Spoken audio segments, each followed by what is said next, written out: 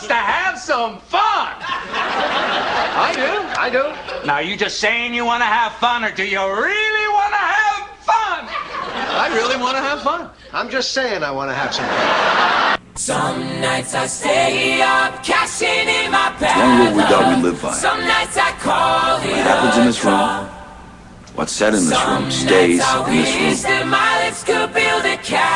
Great moments are born from great opportunity. And that's what you have here tonight. That's what you've earned here tonight. That's still black ice. This is our pond. What do I stand for? Most nights I don't know anymore.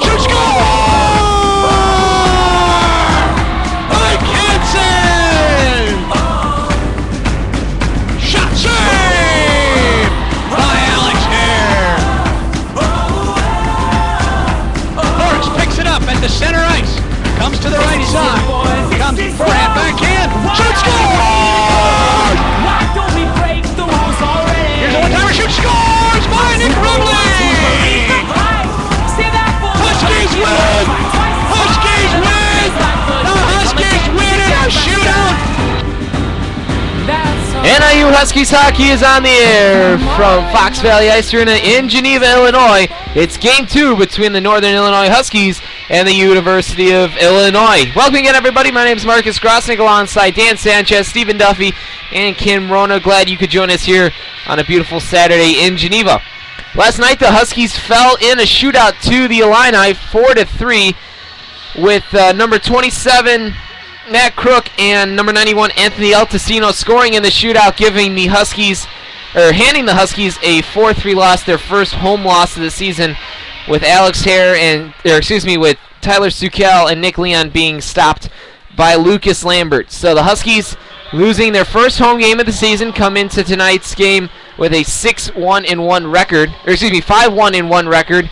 Looking to go 6-1-1 as they then head off to Florida Gulf Coast on Friday morning to take on the Eagles. Duffy, not their best game of the season.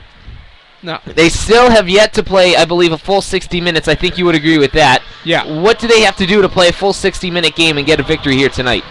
Well, I think what they need to do tonight is, my 3 keys to the game is, my first key has got to be, they got to stay out of the penalty box, because last night they had about 5 or 6 penalties. I think 6 penalties altogether, and most of them were in the second period, and that's where they lost the game, because they didn't lose the game, but that's where they kind of fell behind on Illinois, because they were basically in the penalty box the whole time, so they couldn't get any offense going. My second key is you got to keep getting pucks to net, because we're not sure if they're going to start Lambert tonight, but you got to think that they will, because we had about 65 shots on him last night, and he only allowed 3 goals, and he stopped 2 shootout goals, so he was really on last night. I don't think that with that many shots last night, I think if he starts again tonight, we just got to get pucks to net, and even if he doesn't, I think that they don't have a lot of goalies ahead. They don't have any goalies that had 3 goals against average underneath the 3 goals. So we just got to get pucks in that like we did last night, and we're going to get some goals in there. My third key is you need more scoring. You can't just get scoring from your stars of Rosinsky and Leon, who both scored last night. 2 goals from Leon, 1 from Rosinsky. You need other scorers like Nick Remley's got to step up. Greenberg's got to step up. Other scorers on the second and third lines and even the fourth line have got to step up and get some goals for this team. Yeah, and I know today before today's game, before warm-ups, the players had a closed-door meeting, but amongst themselves, I'm guessing to just kind of, pick each other up and say, all right, it was not our best game. We know what we have to fix. Now let's go out there and play a full 60-minute game. And I think sometimes it's better that the players hold each other accountable for their actions rather than the coaches always not hounding on them. But, it's better to hear it sometimes from your teammates rather than your coach. Yeah, because sometimes I remember that back in high school and grade school, sometimes the coaches would let us teammates kind of discuss it amongst ourselves instead of them trying to figure it out, because sometimes it wasn't, like you said, it wasn't the coach's fault. Sometimes it's just the teammates that got to say what they're doing wrong. Yeah. They got to get some more chemistry between them. So yeah, I do like the closed meeting doors, and I think that'll help them tonight, and I think they will get the win tonight. Yeah, so I had the opportunity today to talk with NIU D2 head coach Chuck Rinaldo. And it wasn't, you could tell in his voice that he wasn't happy, and as well he should be. That last night's game was not the best game that the Huskies have played all season. We talked about Kevin Schwartz and how well he's played and what the team needs to do to play a full 60-minute game. So this is what head coach Chuck Ronaldo had to say before today's contest. We're here with NIU D2 head coach Chuck Ronaldo. And coach, last night, not the way you guys wanted to start out the Pink and the Rink weekend. Can you give us your thoughts on last night's game? Yeah, definitely a disappointing game.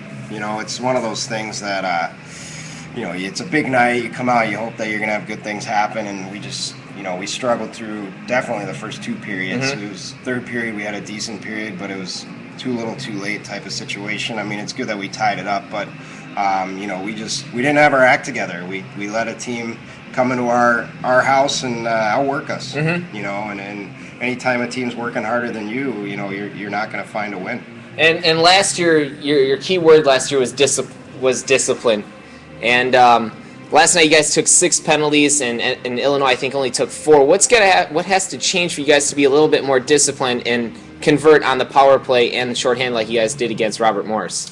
You know, I mean, having the right mindset. I mean, the type of thing is that you know, you're not going to be disciplined if you're not working hard. You're not going to be disciplined if you're not executing the systems. And you know, there's a disconnect yesterday where guys were taking upon themselves to do stuff outside of our X's and O's, outside of our systems. That's when penalties happen. That's when goals are given up. You know, little things happen badly. It spirals quickly. Yeah. So, you know, it's one of those things. We got to get back to the basics. We got to get back to the mindset of saying, let's be as perfect as we can be out there. And when there are mistakes, work hard to make up for them. And also there's a time and a place to kind of get back, like we saw with Leon's penalty there at the end of the third, where the whistle had already blown and he kind of pushed somebody down and got that extra penalty, which really put you guys behind the 8 ball. Yeah, I mean, you always play hard between the whistles. Anytime there's that whistle, you got to know better to stop. And, you know, I mean, it's just a mistake that can't happen. Whether it's one time, whether you hardly ever have an issue, I mean, you know, making those mistakes, once you do it once, it's going to hurt you. In the last few games, starting with Missouri, you guys won 7-1 against Missouri, and then you guys had a big lead that second day. And since then, once you guys have had a big lead, you kind of let the other team get back into the game. What has to change for you guys to play a complete 60 minutes and dominate from start to finish? Yeah, it goes back to discipline. It goes back to consistency. I mean, you can't relax mentally, and that's what happens first. A lot of times, guys are still working hard, but their mind isn't putting in the work. And, you know, you get a little complacent when you have a field goal lead. It doesn't happen for us very often. We're not a team that usually blows teams out. Yeah. So it's kind of uncharted territory for us. But, you know, when we do get that lead, that's when you have to work harder. That's when you have to put that extra effort in mentally and physically. And right now the guys are just kind of taking a couple shifts off, and then you give a team hope to get back in it. Well, last night you guys went to the shootout, and you had Leon shoot first and Sukel shoot second. Was it just kind of flip-flopping? Because both me and Duffy thought Rosinski would get a shot, but obviously you had 3 great shooters to pick from. Was there a reason behind letting Sukel shoot there second? You know, partially Rosinski was tired. He had some hip flexor issues where he's cramping up. No injury, but, you know, I wanted to give him as much rest as possible. Yeah. And I wanted to put our best shooter on the ice for the last shot just in case. But I just didn't want to put a tired guy out there and not get the most out of him. Sukel's been putting pucks in the net. He's been performing well. You know, we figured we'd give him a shot. You know, he had a few good opportunities during the game, and they just didn't go in. So we figured now is the time. But you know, it's kind of a you throw a ball up in the air and you hope it goes the right way type of situation when it comes to shootouts. And last night you guys made a lineup change. You had Jake Josh sit out, and LJ was back in the lineup. Is it going to be the flip-flop situation today, or are both guys going to be in the lineup? Both guys are going to be in the lineup. We're going to dress 7 defensemen today. So we're going to kind of roll guys and see. We're going to see who's going to step up and who's not ready to play, and we'll see how it goes. And speaking of defensemen, Kevin Schwartz has had 3 very strong games starting at Robert Morris. What has been the key for him to have such a good 3 games here? You know, he's one of those guys. He's our ultimate role player, and he's a guy that a team, especially a team like ours, we don't survive without a guy like that. So, you know, I mean, he just thrives on being given a role, knowing his role, and he perfects it. And, you know, he's ready to do whatever we ask him to do. If we moved him up to forward today, he'd jump in and we wouldn't have any doubts about him. So, you know, he's earned his spot, he's earned his playing time, and I only see him growing from here. with Nick Bonin out and Brian Pickett out, could you give our fans an update as to when we could probably see those guys back in the starting lineup? Bonin should be back at practice on Monday. He got 10 of his 20 stitches out the other day, so he's got half of them out. I think he's going to get the other half out on Monday morning. So we'll have him back in practice. I don't know when we'll see him in a game yet. We'll make sure that hand heals. It's just a matter of healing the skin at this point. Everything else is good. So his hand will be a little weak. He'll be a little tired. But Pickett he's still limping around. He's still sore.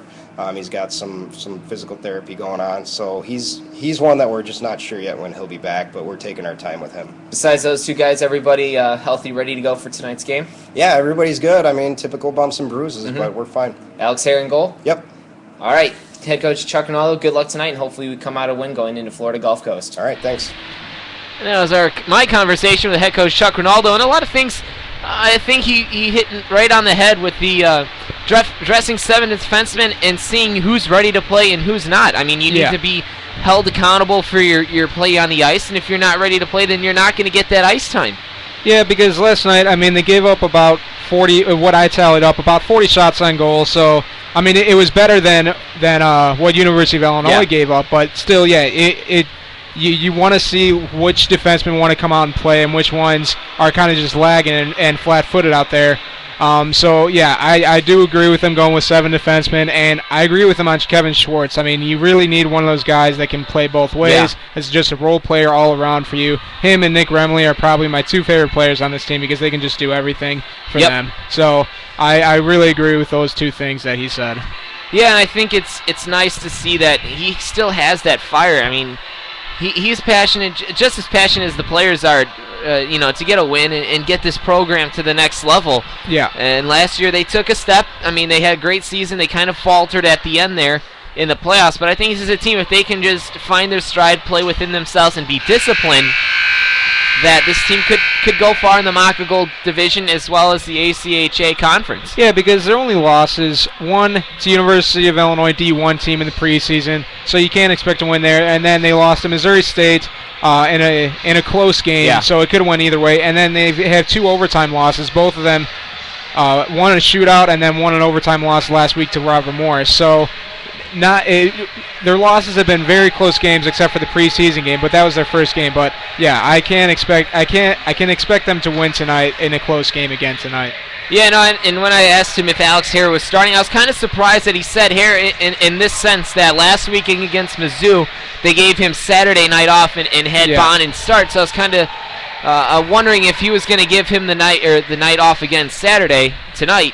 And let Johnny Perillo start, but that's not the case. Hare played an excellent game last night. Didn't get the help from his defense that he usually does or would have wanted, but good to see Alex Hare back in net tonight. Yeah, you probably got to expect that Alex Hare, he probably will get a game off next week because you got the long flight, the jet lag, and everything. So you got to expect that Alex Hare is probably going to sit out next week on Saturday night. Perillo will probably get the start there. So yeah, I do agree with him. Alex Hare had a pretty decent night last night. I know that he let in the 2 shootout goals, but I think he's going to have a better night tonight.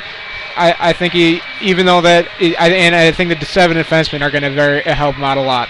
Yeah, 7 defensemen. You're going to have Jake Joch, Ron Coletta, Troy Hickey, LJ Skimeka, Troy Herlin, and Kevin Schwartz and Danny Setzer. Schwartz, they said he was going to play forward, but I think when he refers to 7 defensemen, I think Schwartz will play both forward and defense tonight as needed. And that's a great thing to have a guy like that as a utility player that you can set up on the blue line and as a forward. Yeah, because he really is he is a great defenseman, because you saw that the last couple weeks back at Robert Morris because Pickett and LJ were out, so they had to put Kevin Schwartz back there, and when they want to, they can put him at forward too, because he can hit people, he can get the puck down the ice, he's pretty fast. So yeah, I definitely like Kevin Schwartz going both ways. He can play forward or defense, and which we'll probably see tonight. He's going to play both.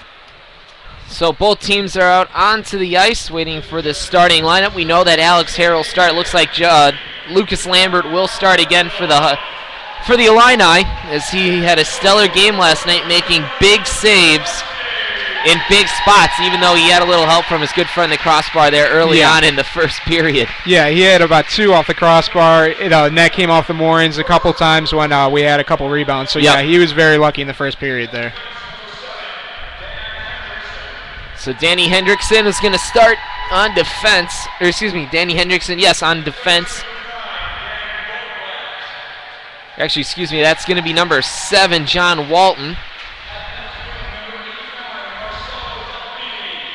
So Walton's out there, Nordwall's out there for the Illini, as well as Marcelo Delfini. Number 27, Matt Crook. Number 91, Anthony Altesino. And Lucas Lambert will get the start again in net for the Illini.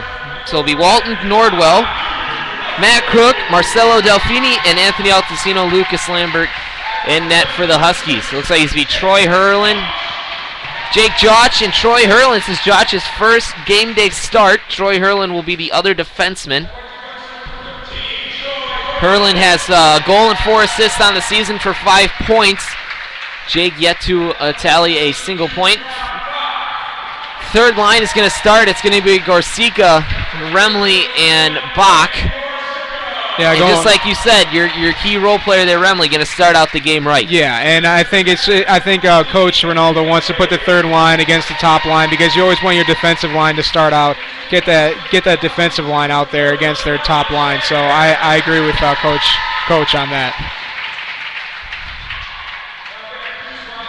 So we will step away, have the national anthem, and when we come back, we'll have the puck drop here at Fox Valley Ice Arena between the Huskies and the Illini.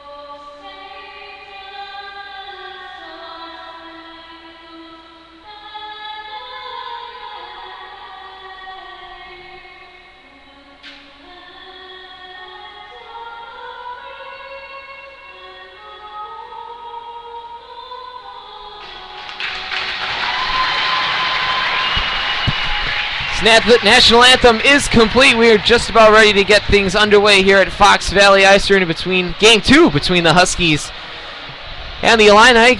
Upcoming schedule looks like this. Next Friday, the Huskies and the broadcast team will travel down to Fort Myers Beach, Florida to take on the Florida Gulf Coast University Eagles. I believe that game is a 7:30 or 8 o'clock game both Friday night and Saturday night. You can watch and listen to that game right here on our Ustream channel. The following week, we go down to Eastern Illinois, Friday and Saturday, and then we have a week off, the week of Halloween. We have our bye week, play 2 weeks after that, and then we have Thanksgiving break. So a couple breaks in between games for the Huskies, which I think will do them some good to get, Pickett rested and some of these other guys that have some bumps and bruises rested and ready to go for the stretch run before Christmas break. Yeah, because a lot of these guys, they've been playing for, I think now this is their 4th straight weekend that they're playing on the weekend. So, like you said, and after the long Florida trip and Eastern Illinois, it'll be nice to get that rest in them, especially Alex Hare and the goalies. So it's going to be Remley in the face-off circle with Altesino. And Altesino wins the face-off when we're underway. Here's Delfini, dumps the puck into the near side half boards, now in behind Alex Hare, where Jake Jotch is there to control. Jotch loses the puck to Delfini. 2 Huskies are there. That's Rob Bach and Jake Jotch, and Bach wins the puck. Puck sends out to center ice, but sent right back in by John Walton. Alex Hare is back behind his net to play it, leaves it for Jake Jotch. Now Hurlin off the boards, has a giveaway on the far side half boards to number 24, but they can't control. Here's the Illini looking to set something up from behind the net. Taken now by Rob Bach. Whistle blows. And it's going to be a hand pass. 9:21 left in the period. No score.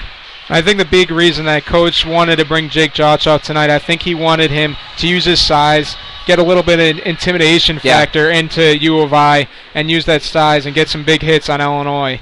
So I think that's the big reason that Jake is up, and he's starting with Troy Herlin on the third line here. So the Huskies win the face-off, and the puck gets sent out of play. Whistle stops. We'll do it again to the right of Alex Hare. Yeah, Jotch is 6'2", 275, so he's a big boy. Yeah. Not the fastest kid, but he's got to use his speed to his advantage tonight. Yeah, because he's actually pretty decently fast for the size that he is. Like you said, he's about 275 pounds. He's 6'6". I mean, he's like you said, he's a big guy. So he does have some pretty decent speed, and like you said, you got to use that tonight. And in case you guys are Bulls fans in the preseason or Big Ten fans, with Wisconsin beating Northwestern 35-6 today. So big loss for Northwestern, and Bulls are leading the Wizards 73-62 at the end of the third quarter in the preseason in Rio de Janeiro, no less, in Brazil. So I'm sure that's very fun. Talk about jet lag. Yeah, I'm sure that's very fun for them down there. And like we do between intermissions, we'll look at the NHL and AHL scoreboards. I don't think there'll be any games going on this early. As Rosinski comes out through center ice, has some speed to the outside, takes a shot, and it just goes wide of Lambert.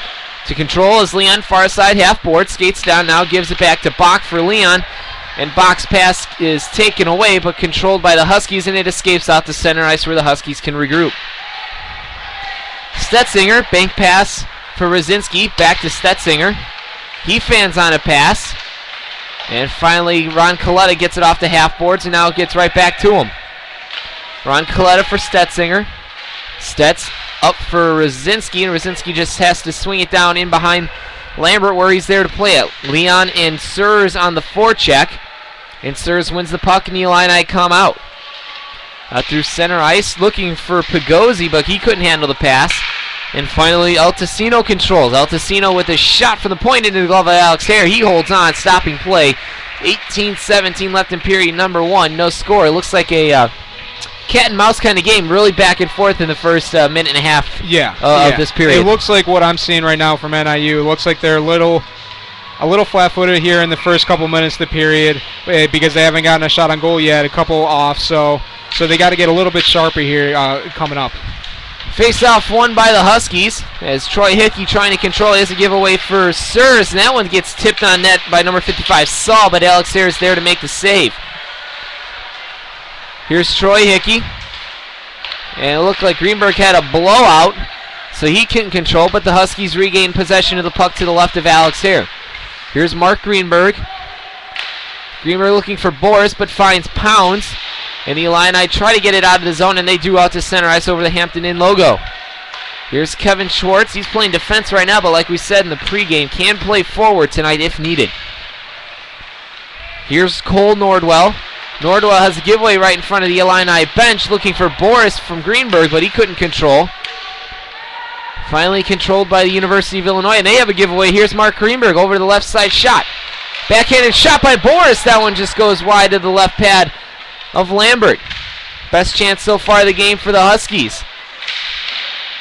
Puck at the right point now gets out to center ice, taken by number 20, and he just dumps it into the zone. Taken by Kevin Schwartz, near side half boards.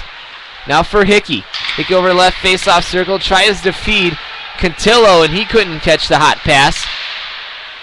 As the Illini come back in, here's Altacino. As Alex Hare beats him to the puck, Cantillo battles there.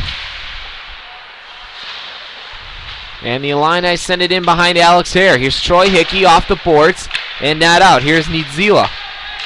Niedzila controls, trying to dump it in, but he can't do it as he had 3 Illini all over his back. Good effort there, but nothing doing. Back in is Altacino. He has a shot, and it blocked away by Alex Hare to the near side half boards. There's a shot and a goal. John Walton with the shot from the left point.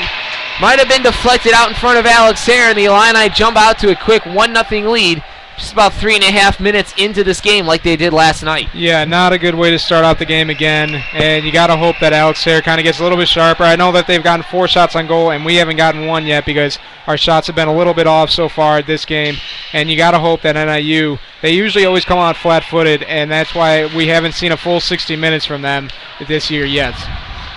So at the 2:37 mark, the Huskies are trailing 1-0.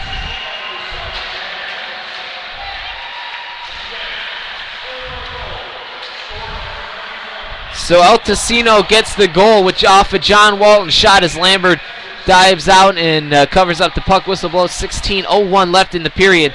So 91 El Tocino gets the goal off the shot from John Walton at the 2:37 mark of period number 1. Yeah, it was a nice shot from the point there, just a nice tip. Alex Sayre, I mean, it went through the 5-hole, so can't expect him to make, I mean, you got to expect him to make that save, but, I mean, it was a pretty tough save to make. Kit Pagozzi sends it into the offensive zone for the Illini. Hare's back to play it. Pagozzi regains possession of the puck, battling there in the far side boards with Skimeka. Finally, a shot comes out from the point from number 22, Spencer Elliott. Huskies having trouble getting into the offensive zone as the Illini have 3 guys back and are just gumming up that blue line and not allowing the Huskies to set anything up. Puck gets dumped in around Alex Sayre. He stops it for Danny Stetzinger. For Bach, who has trouble controlling, and it gets back into the zone. Stetzinger now for Rosinski. Rosinski over through neutral ice. Cuts in. He gets taken down, and it's going to be a penalty on the Illini.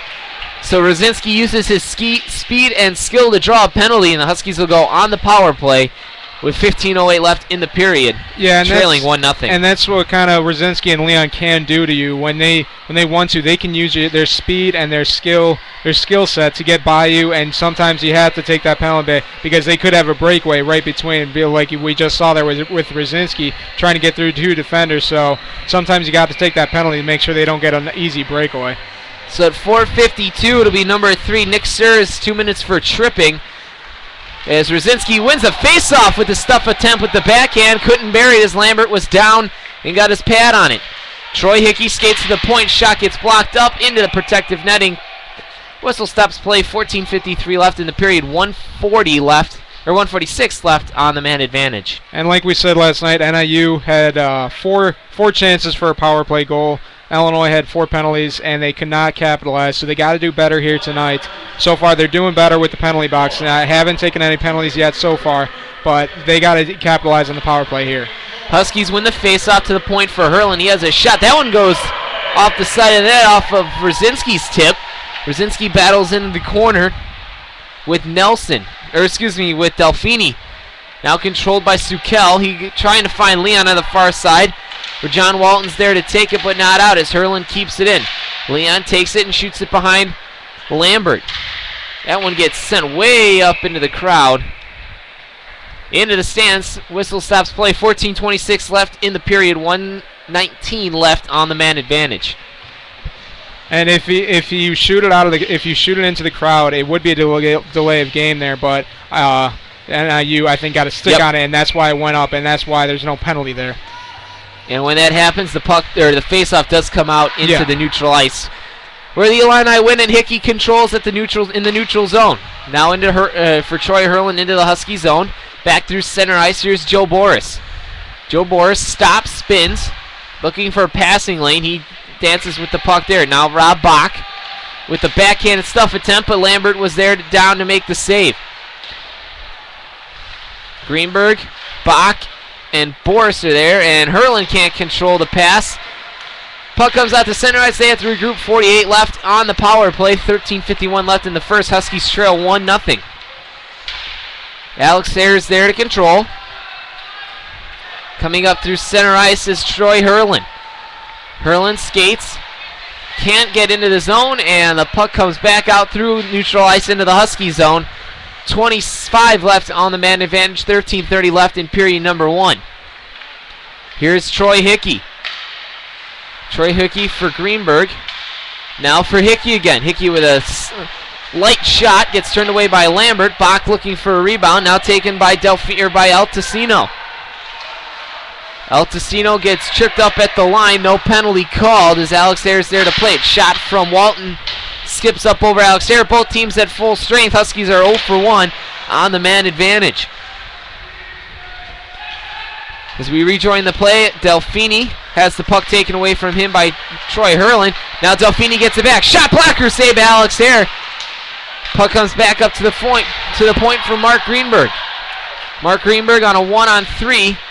He escapes one with a shot now looking for Sukel's tip, but the pass was too far out in front of Sukel's blade. That one's dumped back into the offensive zone by Matt Crook, where Alex Ayer controls, and he swings it onto the far side half boards for Nick Leon. Leon for Stetzinger. Stetzinger stretch pass looking for Sukel. That was tipped, so no icing called. Number 22, Spencer Elliott can take it, and Leon intercepts his pass up the near side half boards into the Illini zone.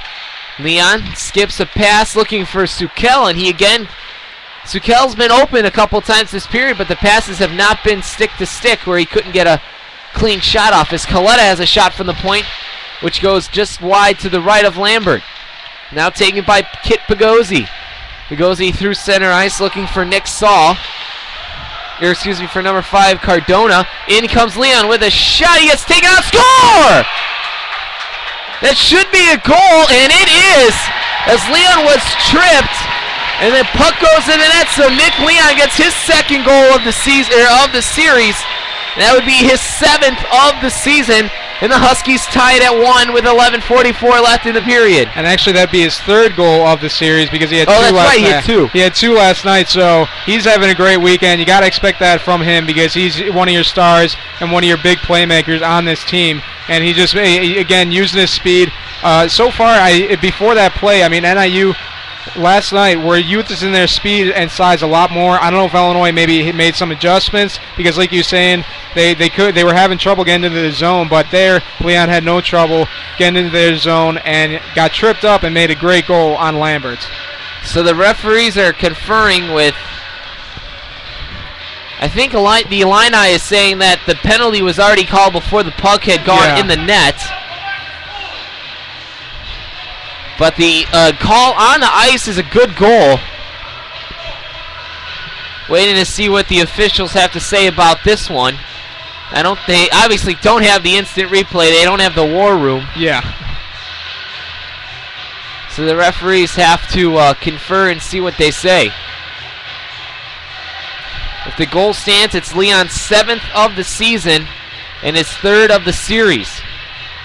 And like we've always been saying, this first line of Sukel, Leon, and Brzezinski, I mean, they've been the best line of this team so far this season. You got to expect the second and third lines to kind of step up, like you were saying in the beginning. Like Greenberg and Gorsica on the third line. You got to expect those guys to step up because they've had a couple good weekends, but not great weekends like Leon and Brzezinski have had.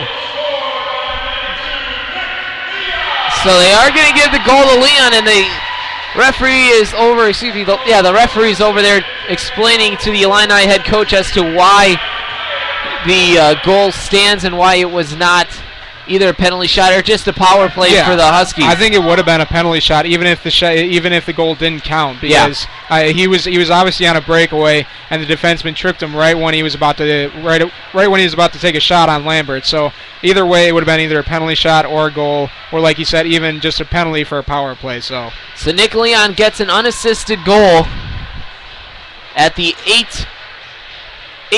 8:16 mark of period number 1. So that's Leon's 7th goal of the season and his 10th point, which puts him 2 points behind the team leader, Justin Rzyński. The referees are still conferring. And for you were saying that that the passes to Sukel so far tonight have kind of been off. They haven't really been connecting.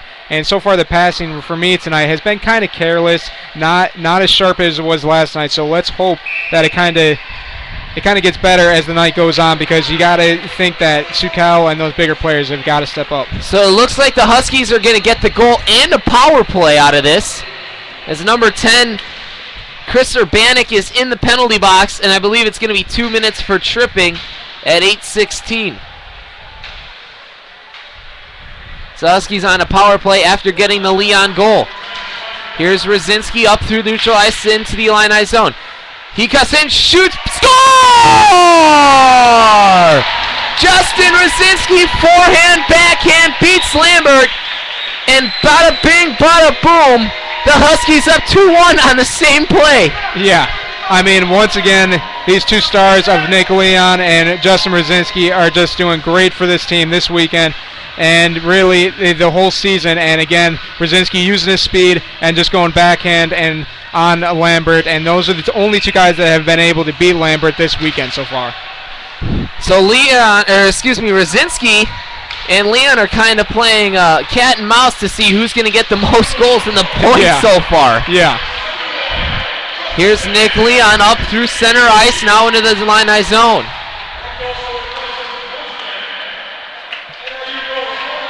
As Alex Hare's back to play it. Unassisted for Rosinski. And here comes Rosinski again. Up through center ice into the offensive zone, near side half boards, now around Lambert. And taken by Nick Leon.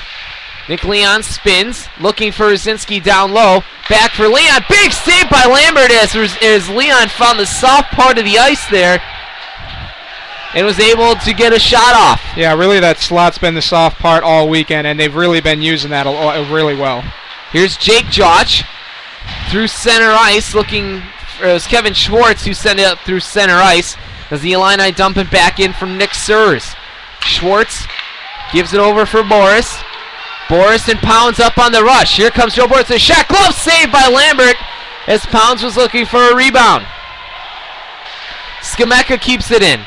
Here's Pounds with a shot, lays out in front of the blue paint, and the Illini control. Oh, Huskies getting a lot of second and third chance opportunities so far, and this is going to go far enough for icing. As Alex Hare was out to play it. And I think that was the big reason that Lambert had about 65 shots on him last night, because he wasn't really covering the puck up very well, so we had about 65 shots on him, so we had second and third chances a lot in last night's game, and you see that again tonight with second and third chances, but Lambert again is turning away some great saves. The reason that again, we could have 3 or 4 goals in this game so far. So icing was the call, I believe. Actually not. They're going to say they made the wrong call because Alex Hare did come out and play it. Yeah. So face-off will be to the left of Hare in the Husky zone, and the Illini's Delfini controls. Delfini has a shot that's off the skates of Skameka out in front of Alex Hare. Skameka and number 22 battle for the puck. Delfini has his shot deflected just wide off the stick of Matt Crook. Ron Coletta and Delfini, the far side corner boards. Now taken by Greenberg, who backhands it looking for Pounds as he knocks it out of the air and controls. Was not a high stake, but now the Illini come out through center ice, and the puck gets dumped in and out to the Husky zone as the Illini. Delfini was back to control, but now here's Skameka for Coletta. Now Delfini. Delfini's played a lot of minutes so far. Here's a breakaway opportunity for the Illini. Hare shoots, scores. Delfini sprung number 27, Matt Crook, and just like that, the Huskies and Illini are tied at 2 goals apiece with 9:03 left in the game. Yeah, the defense of Coletta and Skameka got caught there standing still. Really did not see Matt Crook coming in behind them, and just a great pass by Delfini. And really, he just went a forehand backhand on Alex Hare. Alex Hare really couldn't do a lot about that. But you could see Matt Crook is one of their better players, and he has the most points for them this year so far. So Matt Crook ties it up at 10:57 of period number 1, and we're tied at 2. Here's Danny Stetzinger as the Huskies win the faceoff, and he dumps it in behind Lambert. Now taken by Urbanik, who backhands the pass for Crook. That one's lifted up into center ice where Troy Hickey can control. Hickey's pass gets taken away at center ice, and the Illini dump it back into the NIU zone. Stetzinger has his pass taken away at center ice. Now regains possession. Now the Illini. A lot of back and forth at the neutral ice. Neither team being able to set anything up. Here's big Rob Bach chasing one down as Gorsica has that pass deflected off in the Illini and into the bench. 8:17 left in period number 1. Huskies and Illini, and the clock keeps running. I actually think that was an offside because Rob Bach, he actually was in the way while Corsica was trying to send it in, and it actually hit off Rob Bach, and that's why I think it was an offsides, and that's why it's coming out. And the clock kept running. Had to have been at least 8:20 left on that clock. Let's see what the referees... They're going to put 8 seconds back up on the clock. So face-off will be in front of the Illini bench in the neutral ice. In front of the Illini bench. Rosinski and Saul, and Rosinski wins it. Troy Hurlin sends it into the offensive zone. Lambert's there to control, gives it away to Delfini. Here's Nick Leon, backhand pass for Sukels. Lambert knocked that one out of midair to disrupt the centering attempt there from Nick Leon. Troy Hurlin cannot handle the puck at the blue line. They battle for it in the near side point. Now for Leon. Leon just... it's going to be an offsides, on the Huskies. If they don't come out, they do. And the Illini control. Giveaway from Sukel.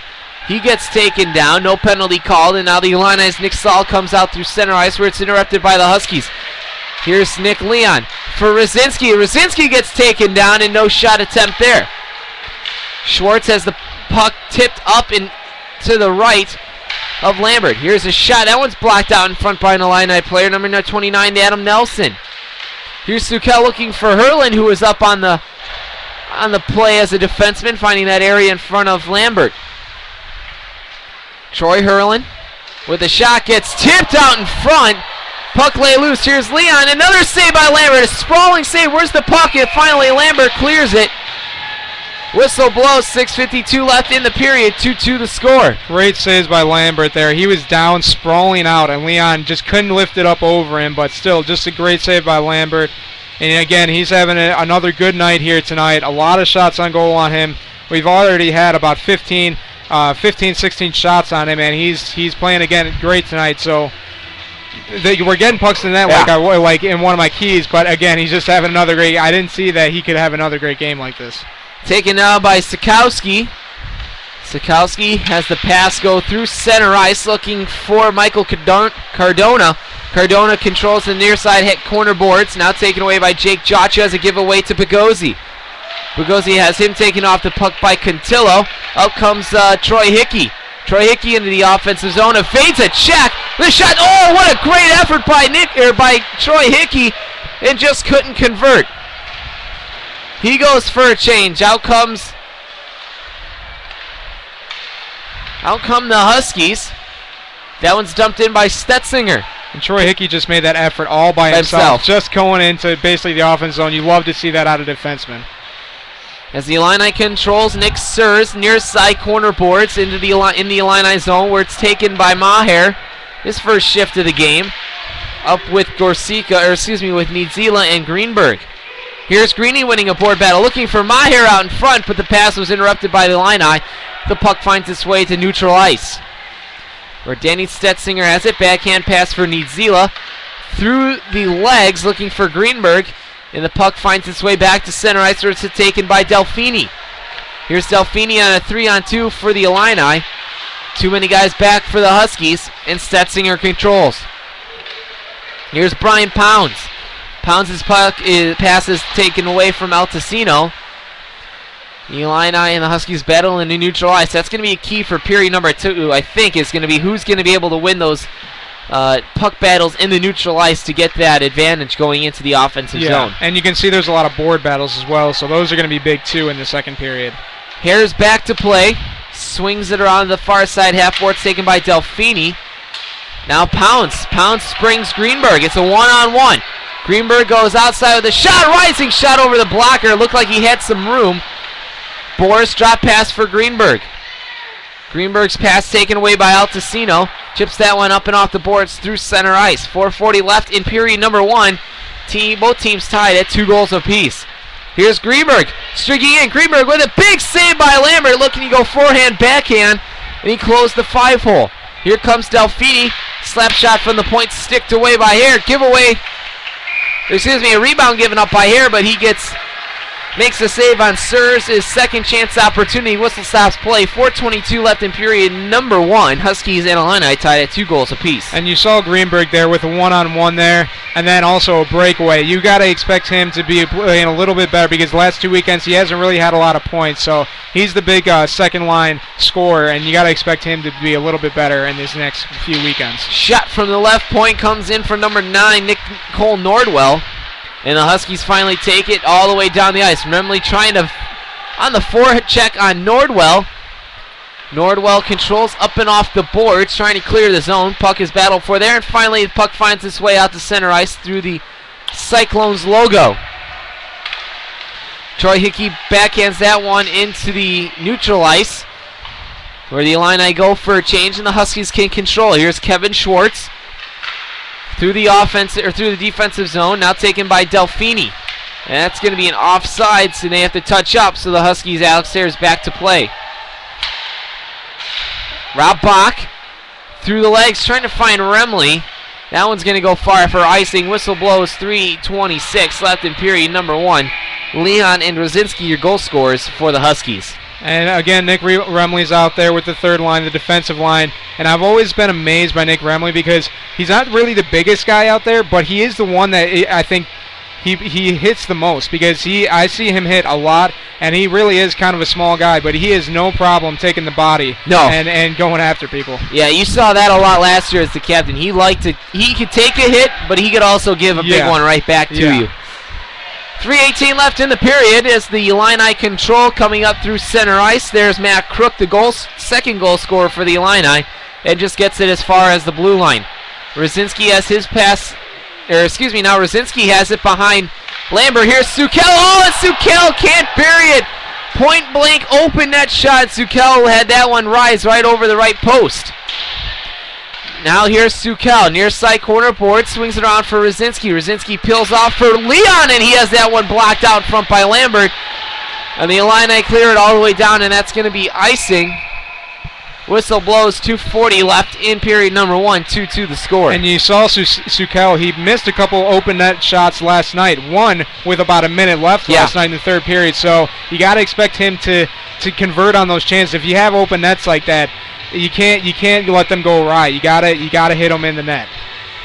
Rosinski, Sukel, Leon out there for the Huskies. 2:40 left in the period. The Illini win the face-off. Spencer Elliott, far side half boards, now taken by Delfini. Delfini trying to clear the zone, and he does as the puck goes up over the stick of Troy Hurlin. Back in on the forecheck is Sukel. Sukel on Elliott. Now it's Sukel and Rosinski. Rosinski looking for a shot out in front. Can't handle it. Rosinski's there. Sukel's there. Rosinski has it. And no goal. That one went right through the blue paint. And Lambert again making big saves at big times with 2 minutes left in the period. Troy Hurlin back in for LJ. LJ into the glove of Lambert. And boys, Lambert doing a great job of keeping the Illini in this game. He really is, because we had about 3 chances in that last shift with the first line of Leon, Rosinski, and Sukel. Again, Rosinski getting to the net easily in that slot area, and just they cannot get it by Lambert right now. Lambert seems to be in the zone again tonight. We've had about 20 shots on him, and he's only allowed 2 go in. As the Illini control off the face-off through center ice, here's the Illini. Number 10, Chris Urbanik, back to chase the puck out to center ice for Troy Hickey. Now a giveaway. Here's Tyler Schmidt into the offensive zone, but they can't convert on the odd man rush. Back through center ice, now into the Husky zone is Troy Hickey. Troy Hickey over for Niedzila. Niedzila has the puck taken away from him by number 25. He sends it around the near side half boards for number 20. And Urbanik finally gets it out over the Cyclone logo to center ice before Stetzinger tries to get it back in, but the Illini come out through center ice, and a penalty is going to be called on the Huskies, their first of the game. And yeah, that's going to be on Brendan Maher. You saw it's at a hook there right underneath the pad. And I'm actually kind of surprised that Maher's playing him because I thought that Coach said he might just play him 1 out of the 2 games this weekend, and especially since he said Kevin Schwartz might be a forward tonight. But you see Maher in there tonight on the 4th line again, getting some shifts, getting that knee better, and you see that he took kind of a bad penalty there, but first penalty of the game, so better in the penalties so far in this game. Yeah, I don't think you'll see Maher a lot this game, which is fine. I think they're just trying to get his legs underneath him. Exactly, yeah. As Remley comes out with Greenberg, and Greenberg gets stripped of the puck. Troy Hickey sends that one back into the Illini zone. As there's 1 minute left in period number 1, we are knotted up at 2 goals apiece. 1:43 left on the power play for the Illini. Back to control is John Walton. Walton skates out in front of Lambert. Now taken by Crook. Crook over the Cyclones logo. Enters his zone with ease. Crook stops near side half boards. Backhanded pass for Walton. Walton winds and fires. That one just goes wide on Alex Hare. Now taken by Kit Pagozzi. Kit Pagozzi's pass. Oh, that's a mouthful. That's a tongue twister. Yeah, that's a hard name to pronounce there. 18 left in the period as Crook sends that one into the Husky zones where it's controlled by Rosinski. Rosinski gets it as far as the Illini blue line where the University of Illinois can't control it. Here's Matt Crook with 6 seconds left in the period with a shot. That one just goes just to the right of Alex Hare. 2 seconds, 1, and that's going to do it for the first period as the Huskies and Illini are tied at 2 goals apiece, with the Illini having a 49 seconds of power play time to start period number 2. Yeah, and so far in this game, what I've seen is in about the first 5 minutes, about the first half of the first period, NIU were having trouble getting crisp passes, more sharp passes like they were in the second half. So a little bit careless in the first half of the first period, and then they came on in the second half. They tied it back up 2-2, or they went the lead 2-1, and then Illini tied it up 2-2. But so far, another great first period like last night, and you got to expect more of the same in the second period. Well, coming up in the first intermission report, we'll break down period number 1. We'll go over Duffy's keys to the game, preview period number 2, and we'll have some early NHL scores for you, as we always do during the intermission. You're listening to Huskies Hockey on the NIU Huskies Hockey Radio Network. It's Thursday night, and you're grabbing drinks with some friends. Started off with a pitcher for the table, which quickly becomes 2. There's pool. And there's the photo booth. All right, everybody squeeze in. Say cheese. Followed naturally by an order of wings. And another. Can we get some extra ranch sauce? Then there's the ceremonial nightcap. So what are we doing this weekend? And lastly, it's back to the car, which, if you're buzzed,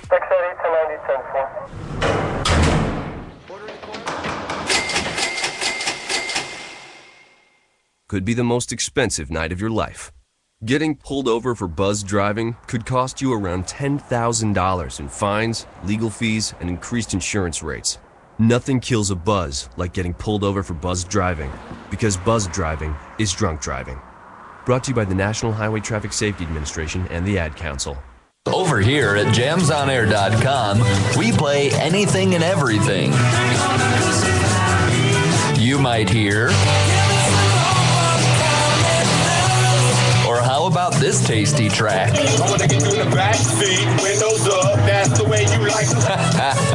have them all. Lollipop, lollipop, lollipop, lollipop. Well, maybe not that. Jamsonair.com. Radio when you want it. We know balancing family, friends, work, and free time keeps you busy. We want to help you start your day off right.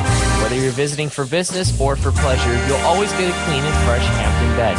Free high-speed internet access, free hot breakfast served daily with fresh baked waffles and hearty oatmeal with toppings, friendly, helpful service, and much more. For one rate. Guaranteed. If you're not satisfied, we don't expect you to pay. That's our commitment and your guarantee. That's 100% Hampton. Go to HamptonInn.com to find the nearest location. Hampton Inn & Suites, the official hotel of NIU Hockey. Hey, Billy. Yeah? Do you want to go to the state fair? Yeah. Do you want to ride the roller coaster? Yeah. The big one? Yeah. The one with the reverse flip? Yeah! Well, you can't. Huh? You see, Billy, when you throw away money on wasted electricity, you throw away everything you could have done with it, including going to the state fair. Oh, man. Cheer up. This year, your parents will make it right. They're going to visit EnergySavers.gov, where they'll get tips on how to save energy and money. Then they'll add extra insulation and get a few of those Energy Star appliances. They could save hundreds of dollars a year. And you know what, Billy? What? They'll take you to the state fair next year. But I want to go this year. I know you do, Billy. I know you do. Saving energy saves you money. Learn more at EnergySavers.gov. Brought to you by the U.S. Department of Energy and the Ad Council. Have you always wanted to be on radio or television? Don't lie to yourself, of course you have. That means that you need to come to the Illinois Center for Broadcasting. At ICB, you'll learn everything you need to know. Hands-on training in audio programming, video editing, and much, much more. Financial assistance is available for those who qualify, so you've got no excuse. Go online to beonair.com or call 630-916-1700 for more information. The Illinois Center for Broadcasting, where your career begins. Green light. Hey girl. School zone. I'm getting hungry. Car changing lanes. You want to meet me for pizza? Stop sign. Intersection clear. Yeah. Street. Pizza sounds good. Ballin Street? Girl in Street! It's hard to concentrate on two things at once, like texting and driving. Stop the text, stop the wrecks. How will you stop texting and driving? Tell us at stoptextstopwrecks.org. When I grow up, I want to be a new pair of blue jeans. When I grow up, I want to be a kid's first computer. I want to be a warm place on a I cold want to day. be a football I want to be stadium. a bike that races around the country. I want to be a bench on a forest trail. When I grow up, I don't want to be a piece of garbage. And if you recycle me, I won't be. Give your garbage another life. Recycle. Learn how at iwanttoberecycled.org. Brought to you by Keep America Beautiful and the Ad Council.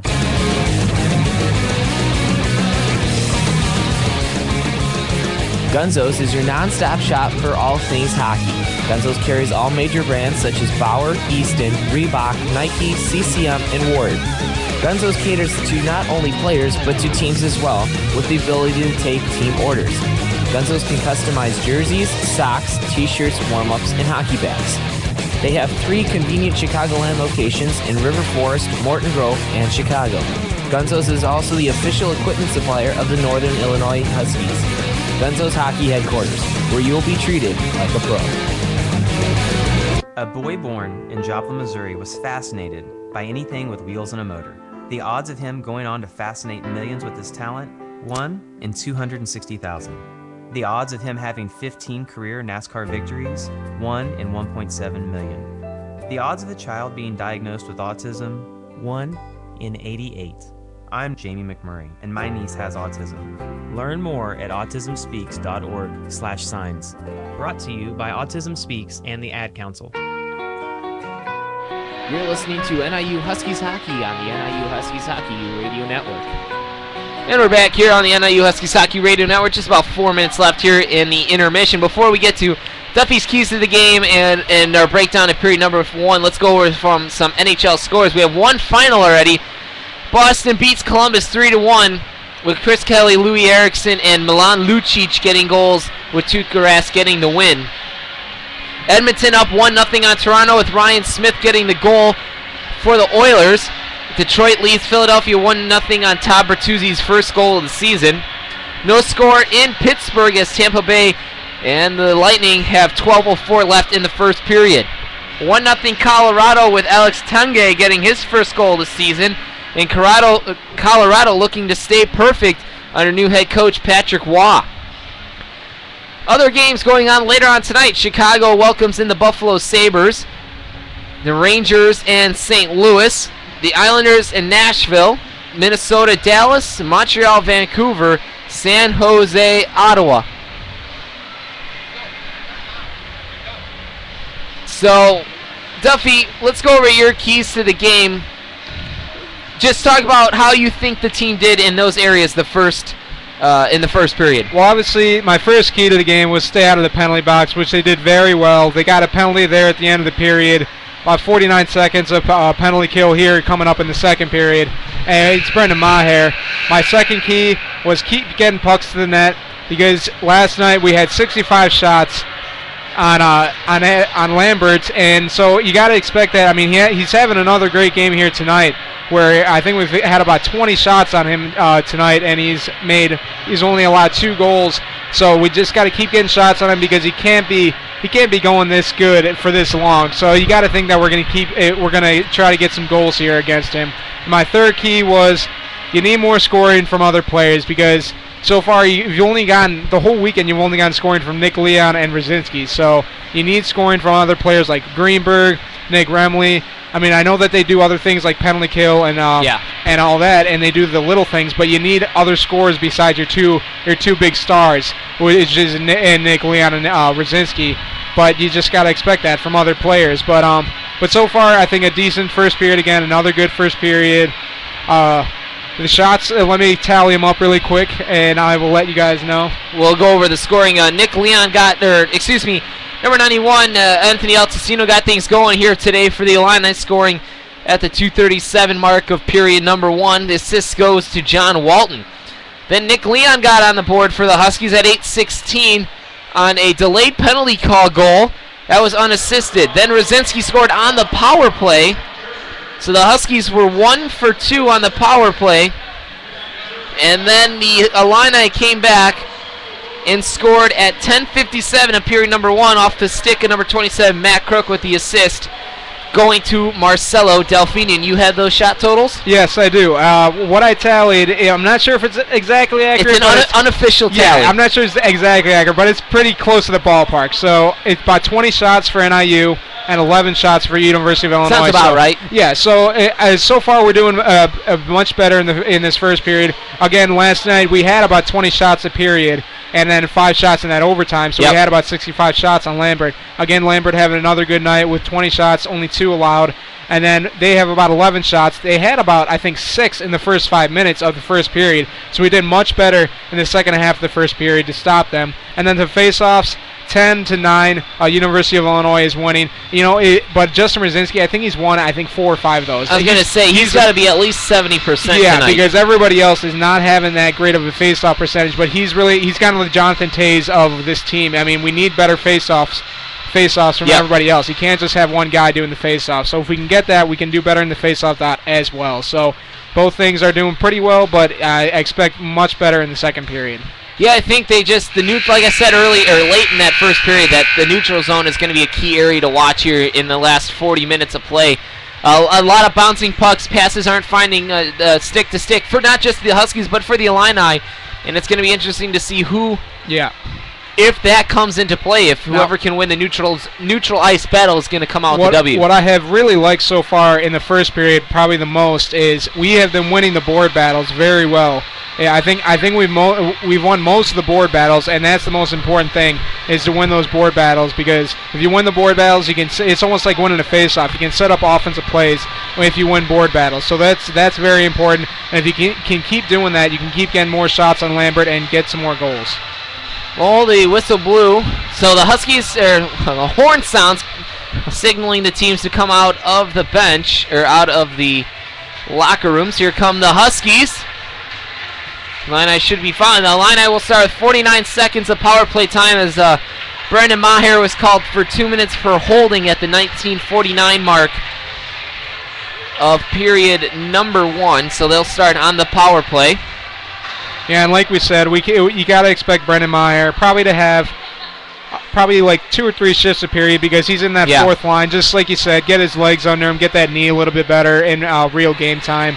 So I was expecting that he wasn't maybe going to be playing tonight, because Coach said yesterday in the interview that they wanted to play him the first game. They weren't sure about the second game, so they must have really liked what he had in that first game, and he's playing again tonight, and like we said, he's probably going to get a couple shifts. So the Alex Harrer is going to be in net to the right of us. Lambert will be to the left. Huskies will moving right to left on your computer screens.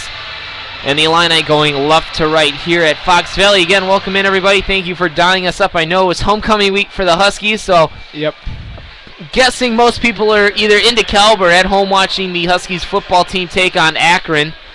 really quick, I could check the scores for everybody. That'd probably be good. Yeah.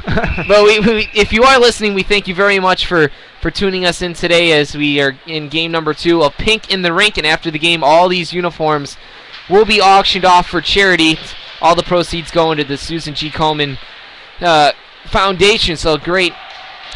And I'm checking right now, NIU football, they are winning 24-14 against Akron. They're the ranked number 23 in the country. So how much time's left? About 6:30 in the third. So they're winning so far by 10 points. And we are underway here in period number 2. Out comes John Walton through center ice, dumps the puck in and around behind Alex Sayre. He can't control. Justin Rosinski's in the far side, or near side half boards. Puck comes out of the zone. That one's should have been an offsides, but here come the Huskies. Sukel, Rosinski. Now for Hickey up on the rush, and he couldn't get it through Walton's stick. Walton doesn't have a stick right now. So you got a Illini player out there with no wood. Out comes Sikowski. Cross-ice pass now taken by number 25. Puck comes out through center ice. Rosinski has his pocket pick. Hickey tries to get it in for Sukel, but taken by the Illini. As the Illini are taking their sweet time getting off the bench, that one goes up off the protective netting. I was thinking that could have been a delay of game, and I think that's what Troy Hickey's talking to the official about.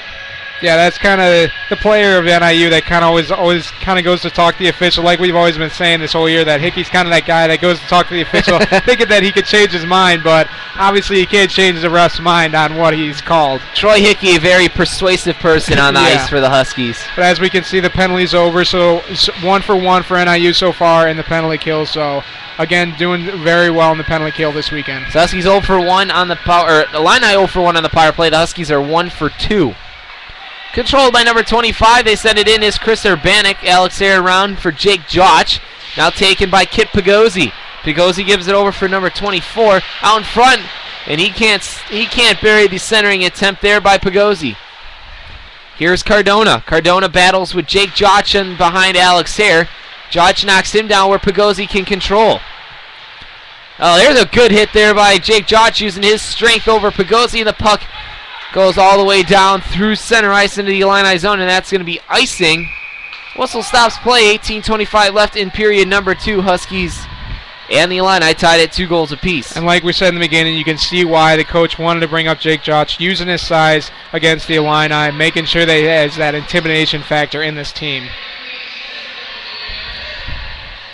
So the Huskies and Illini back at full strength. Face off to the right of Alex Sayre in the Huskies zone. Face-off won by the Illini. Here's number 25 with a shot that gets blocked down front. He has a second chance. That one goes off the side of the net. Looked like it might have snuck its way through, but nothing doing. Jake Joch now has it in the near side corner boards. Backhands it around by Alex Sayre for Troy Herlin. Troy Herlin for Pounds. Pounds can't connect and get it out of the zone from Joe Boris. Pounds gets knocked down. And finally, I believe, getting control here by the Huskies. Kept in by number 25. Huskies having a lot of trouble getting out of the zone. Finally, Joe Boris backhands it out to the neutral ice, but the puck gets sent right back in by Nick Sears. Troy Herlin around by Alex Sayre, looking for Greenberg, and that pass is picked off nicely by John Walton. Walton dumps the puck into the left of Hare where Jake Joch controls. Joch for Herlin, now for Pounds. Knocked down with a high stick, and the whistle blows. 17:27 left in period number 2. We are tied at 2 apiece. And you can see that NIU is having the same problems they did in the beginning of the first period. They really are having problems trying to get out of their own zone and get into the Illini zone to get some shots on goal. Again, they're having some problems. It seems like it takes them like 5 minutes to get their legs under them each period. I don't know why. But again, it seems like they're having some problems and making some careless passes in their own zone. John Walton, the Illini win the faceoff. Walton gets the puck through neutral ice, where Rob Bach tries to battle there, but now controlled by Nordwell. Nordwell skates with it. Nice little bounce pass off the boards for Matt Reich. Now taken by Gorsika. He slides down. He slips, loses an edge, and in come the Illini's Matt Reich. Reich behind the net for number 20. 20 and LJ Skimeka battle there. Now here comes number 13 Reich. but taken by the captain, Nick Remley. Remley from Bach for Garcica. Garcica sends the puck, gets the puck in the near side corner boards, but before taken away by Nordwell. Nordwell over for Walton. Puck finds its way out through center ice, taken by 20. And two Illini and a Husky battle there at center ice. Now controlled by Greenberg. Greenberg got through center ice. Excuse me, Stetzinger through center ice, just dumps the puck in behind Lambert. The Illini come out through their zone, through center ice, now given over for Delfini. Delfini up through center ice into the Husky zone. Drop pass looking for Crook, but Maher backhands that one out into neutral ice. Here's Stetzinger for Cantillo. Cantillo off the boards, trying to get it in deep, but he can't do it. It's picked off nicely by Sikowski. Here's Hickey. That one goes up off the glass by the scorer's table into the neutral ice, now into the Husky zone where Hickey can control. Hickey off the boards for Maher. Maher gets pressured nicely by number 8, John O'Sullivan. Finally controlled by Sikowski. Sikowski's pass for Altacino gets in behind Alex Harris. The Huskies are going for the Illini going for a change. Off the glass, and I believe that's going to be another icing. And the whistle called. Maher is upset that I didn't understand the whistle there. Maher clearly was beating the Illini defenders, and he was going to beat them for the icing. I don't know why the refs called the whistle there. As Leon was giving the ref a little lip, so was Troy Hickey. So obviously the wrong call, I think, by the referees, as Maher had to step on the defender to negate the icing. Yeah. Huskies lose the face-off, and the Illini shot goes up off the boards by number 25. And the Huskies still trying to clear the zone. They had been having a real tough time getting the pucks just to the center ice. Yeah. If anything, it's just been clearing the zone by about 10 feet, and then the then the Illini get right back into the zone. You know, even with all the puck possession that the Illini have, they've only had one shot on goal on Alex Hare. They haven't really had a lot of chances on him, even though that they have all this puck possession right now. That'll be the third straight icing on the Huskies. And you can see Mike Raporto visibly upset that the defenseman Stetzinger just blatantly cleared that puck all the way down instead of taking a second and looking at the options. Yeah, again, I think the Huskies are really making some careless passes, some careless mistakes here in the beginning of the second period, like they did in the first period. Let's hope that they have the same way in the first period, that they get better here in the second half. And that just goes back to discipline. If you're Stetzinger, I know you want to just clear the zone and give yourself a break, but sometimes you're going to have to just take that extra look and see if you can make a pass. Here's the aforementioned Stetzinger. He dumps it in this time. He goes for a change. Out comes the number 1 line as Schwartz can't hold the puck into the zone. Schwartz near side half boards looking for Leon, can't control. Rosinski has his pass taken away by Delfini. And Delfini's pass looking for Kirk escapes him. Here's Sukel. Sukel out through the neutral ice. Gives it for Leon. Leon has the puck bothered away from him by Nordwell. And now Hickey looking to centering pass here on Lambert. Puck is loose out in front of the blue paint, and finally the Illini clear it out as Hickey was nicely joining the rush there, looking for a scoring opportunity. Here's Kevin Schwartz for Leon.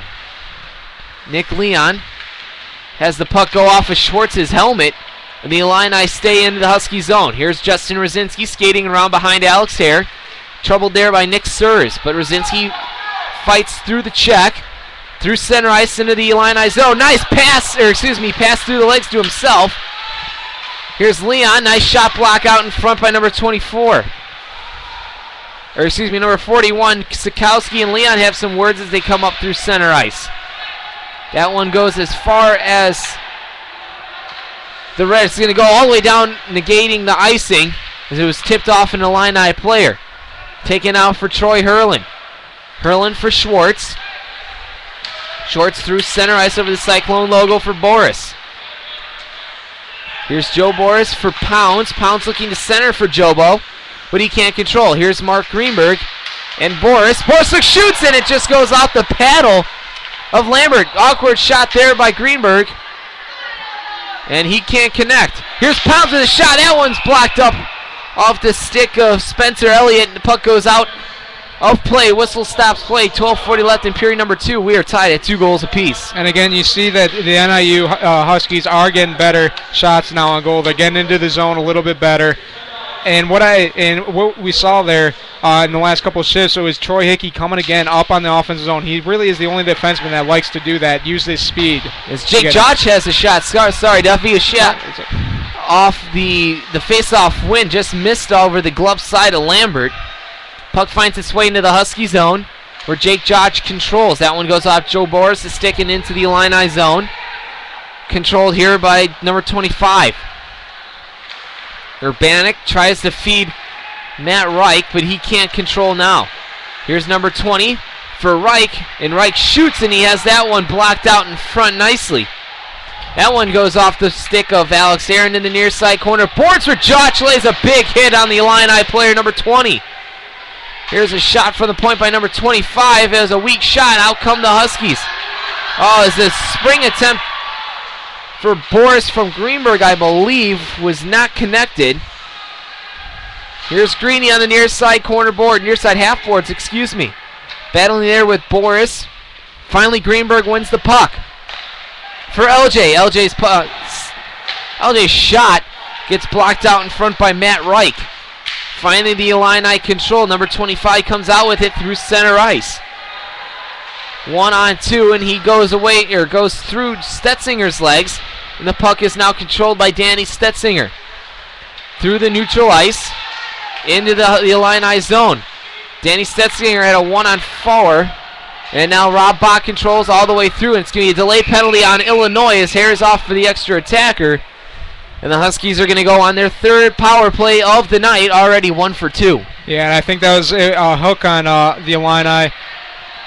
Because Stetzinger, again, was using his speed, again, 1-on-4, and just a dumb penalty there by the Illini. Their 3rd of the night, and so far 1 for 2 for NIU. So if they can capitalize here again, they could take a lot of momentum going into this second half of the second period. So 8:54 into period number 2. Huskies go on their 3rd power play. Penalty is going to be on number 24. We do not have a name for him. But nonetheless, Huskies win the faceoff. Hurlin for Hickey. Hickey looking for a shot, tipped out front by Sukel. That just goes to the near side of Lambert. Here's Nick Leon and Sukel battling. Here's Pagozzi. Won by Hurlin for Hickey, and he can't control, and out comes Drew Sikowski. He gets taken down, no penalty, but taken by Pagozzi now near side half boards. Back for Altacino, and he has his stick tied up. And a penalty is going to be called on the Huskies, so we'll have 4-on-4 hockey, as I believe it'll be an interference call on Troy Hickey. So for minute 20, we'll have 4-on-4 hockey. Yeah, just you saw that Troy Hickey just got pickpocketed there at the blue line, and that really started that whole rush by the Illini, and they tried to dive. And they ended up stopping them, but the Illini got it back. Almost got a big chance if Sukel doesn't get back, but so far, that was a dumb penalty, but, they needed to take because they were going to get a big chance there by the Illini. So interference to call on number 9, Troy Hickey, at 9:17 of period number 2. So a 4-on-4 hockey for another minute and 25 seconds before the Illini will go on their 2nd power play of the night. Here's Niedzila. Niedzila in on the forecheck on Chris Urbanik. Urbanik backhand pass over for Crook. That goes all the way down. That's going to be icing as Troy Hurlin's up to touch. 10-11 left in the period. 1:06 left on the 4-on-4 before the Illini go on their 2nd power play of the night. And you see Remley and number 89, Brendan Niedzila, as the 2-1. It is the 2 players as the forwards on the penalty kill and the 4-on-4. Here's Nick Remley. Nick Remley wins the faceoff, and he controls behind Lambert. Remley looking for Niedzila out in front, but the Illini come out. Here's Matt Crook over the Cyclones logo near side. Evades a check. Crook with his shot. That one gets blocked out in front. Hare doesn't know where it's at. Finally, it's cleared by Nick Remley. Here's Chris Urbanik with a shot off the face mask of Hare, and he makes the save. Crook over the face-off circle. That one goes up and off the Canadian flag. Out of play. Whistle stops play. 9:37 left in the period. 32 seconds left on the 4-on-4. Yeah, and you saw Nick Remley. I think he just saved the goal there. Wide open net, and he just ended up clearing the puck because Alex Hare had no idea where the puck was.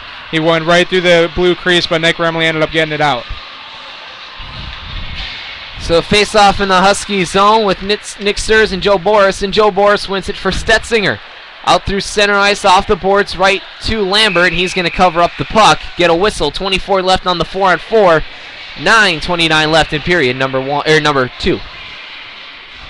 Yeah, and again, the shots on period so far this period has been about 7-5, so a little bit close to this period. Illini are doing a little bit better on defense, so let's hope that NIU gets some more shots in the second half of the second period here.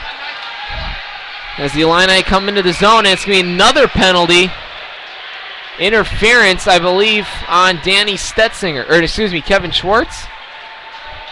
And it's going to be Kevin Schwartz. So 4-on-3 for 12 seconds, and it'll be a 5-on-4 for another 45 seconds. Yeah, and they had 5-on-3 last night as well, where in about the third period they needed a big stop on the 5-on-3, and they ended up stopping them in the third period, so they need a big stop in the penalty kill here again. So 4-on-3 for 12 seconds, and we'll have a 5-on-3 for another 40 seconds. That one goes, a little pushing and shoving behind the net. Faceoff's going to come out of the Husky zone as the net came off its moorings. Yep.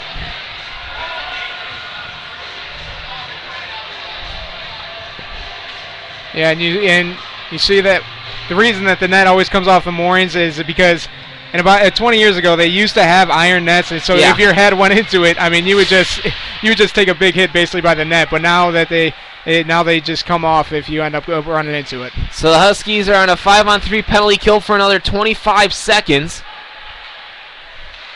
Here's 41 Sikowski. Sikowski back to the point for El Tessino.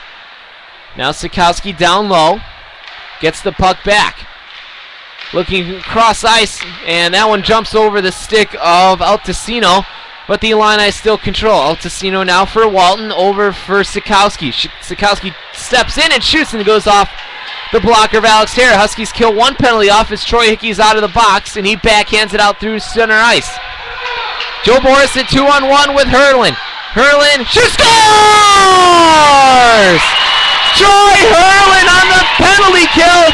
Shorty, his second goal of the season, and the Huskies regain the lead 3-2. And you saw that whole play got started is because Troy Hickey just came out of the box firing, and he was just going for that puck, and he ends up getting it up the ice. Joe Boris and Hurlin both go up 2-on-1, and Joe Boris just waits for the defender to pass him, and he makes a great pass across the crease, and Troy Hurlin ends up getting a great goal for himself. So Boris with a shorty. That is Boris has 9 points on the season, all 9 assists. All assists, no goals so far. As Matt Crook steps back in for the Illini, but nicely played there by Hickey as he falls down. That one goes into the crowd. Whistle stop play at 8:10 of period number 2. Yeah, with 9 assists and no goals, you would say Joe Boris is a playmaker, right? Not really a sniper for the Huskies. I mean, Joe Boris, I believe, I'd have to look at the stats, but last year I think he led the team, or he was third on the team with points. Yeah, and he led the team in assists. Yep, 24 points on the year last year. That was number 3. That was good for number 3 on the team. Yeah. Here's Nick Leon being pressured by number 25, and he finally finds his way into the zone. Is Cardona. Cardona's shot is saved by Alex Hare. Can't control by Leon. Urbanik. Down for number 20. Now for Urbanik at the left point. 28 seconds left on the power play for the Illini. And here comes Rosinski out of the zone. Tries to stick handle through 25's legs. Can't do it. Now here's Cardona. Cardona pressured there by Leon. Can't find the puck. 10 seconds left on the power play. 7:27 left in period number 2. Rosinski comes out through center ice over the Cyclones logo. Rosinski trying to stick handle away for Chris Urbanik. Gets his hands up around Urbanik's head, and the penalty's over. Schwartz is out of the box. Both teams are at full strength. Nick Leon taking off the puck nicely by Urbanik, finally controlled by Pagozzi. Pagozzi, cross-ice pass there for 29, that's Nelson, he can't control, and Ron Coletta's back to regain possession. Here's Nick Leon, cross-ice for Sukel, back for Leon, behind Lambert is Joe Boris, I believe. And it's Joe Boris out there with Sukel and Leon as the Huskies are going for a line change. Jake Jodge and Ron Coletta can't get it, and the puck finds its way back out to center ice. Here come the Illini. Next, number 3, Nick Sears, as Ron Coletta has that one taken away by Sears. He dances right in, poke checked away by Hare.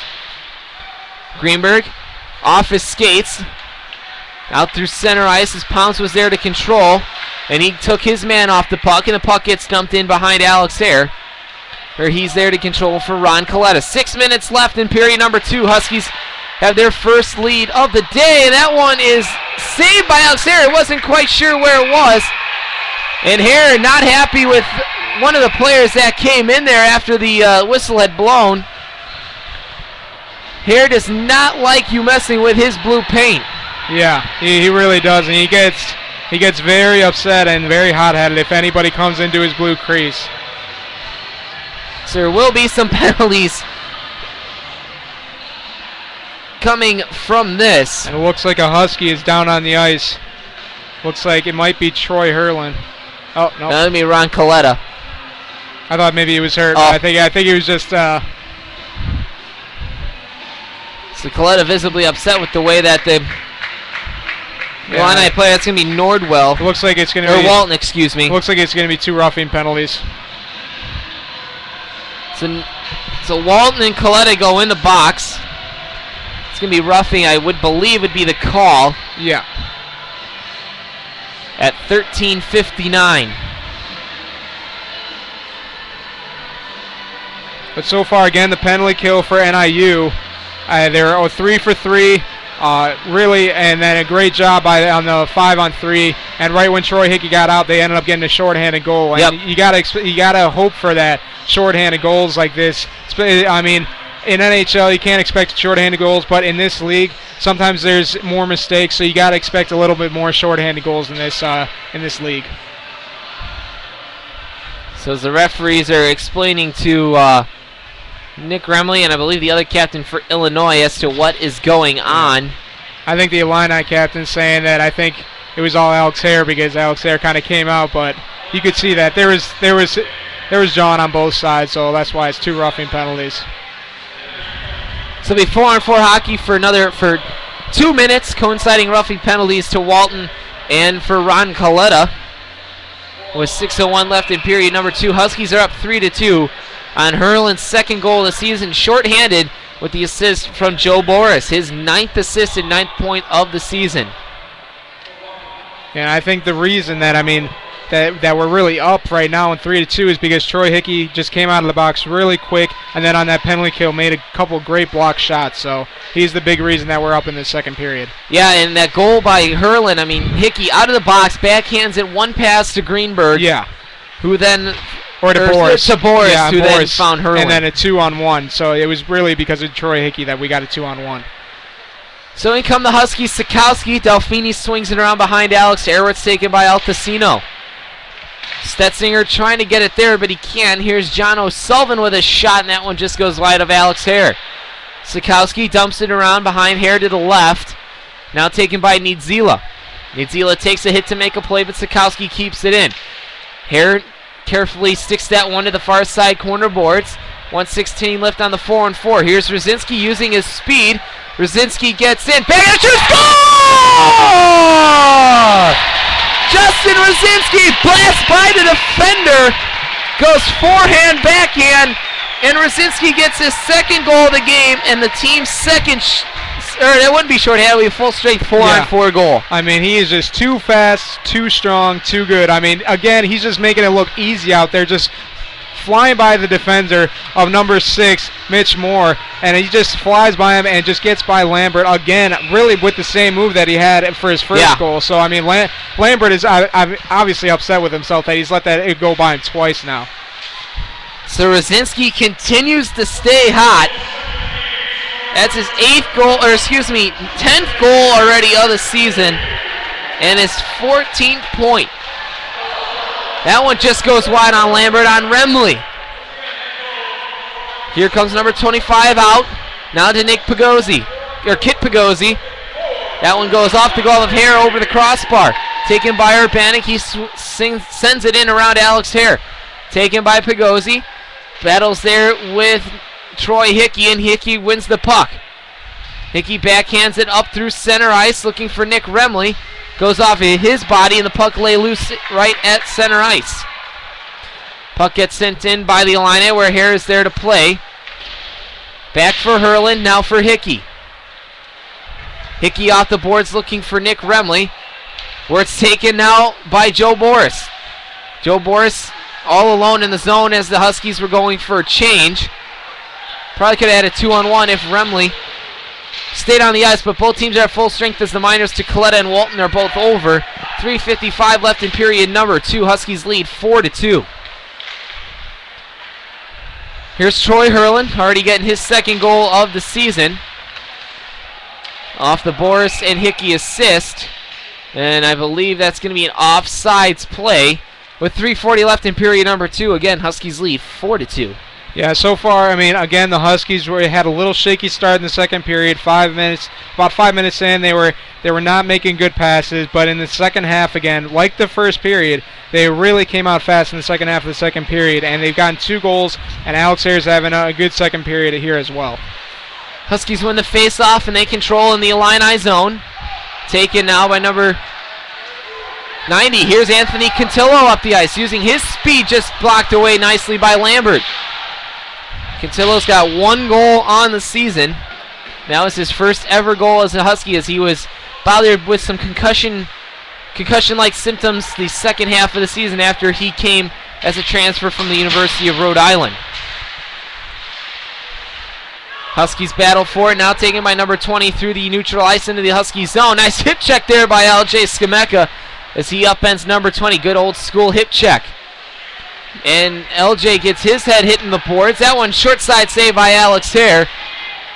Huskies looking to come out. Here's Brandon Maher. Maher off the boards for Schwartz. Here's a 2-on-1 if the Huskies hurry. Here's Cantillo. Cross-ice pass for Cantillo. Backhand save there by Lambert. As it was Niedzila looking for Cantillo. Backdoor, and he couldn't convert. Out come the Huskies, the Illini's Matt Reich. Shot into the glove of Alex Hare. He holds on. 2:26 left in period number 2. Huskies up 4-2. Yeah, and you mentioned the transfers. All the transfers really have been coming in for Coach Chuck Rinaldi. He's got to be happy with all these transfers. He's got Leon, who's a transfer, Rosinski, and a couple others. So, I mean, it seems like a lot of people like to come to NIU to play hockey here for Coach Chuck Rinaldo. And it's nice now that we have former assistant coach David Goldsmith out in Boston. He's doing a little recruiting on the East Coast, which is a big hockey area. So it'd be nice to see if we get some of those recruits in for possibly the second half of this year or the beginning of next season. Here's Delfini, blocked away from Hickey. Out comes Nick Leon. Nick Leon looking for Rosinski. Rosinski looking for a hat trick. Rosinski skates in looking for Hickey up on the rush, but he couldn't control. Finally, Delfini swings it into the offensive zone for Crook. Crook with a shot blockered away by Alex Hare, and it goes off the boards and out to center ice. 1:45 left in the period. Huskies up 4-2. Here's Anthony Altacino just chipping it in behind Alex Hare, where he's out to play it for Nick Leon. Leon's got some time and space, loses the puck.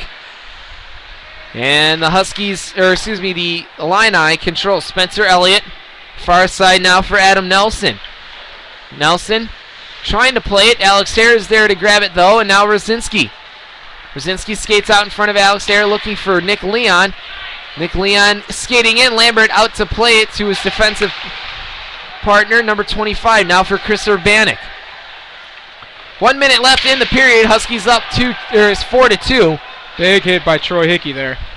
And Hickey is an underrated hitter. Yeah, he is. May not have this, not the bulk, but he's got the height and he's got the strength. So underrated here for the Huskies as Jake Jock slaps that one around behind Herod in the far side half boards.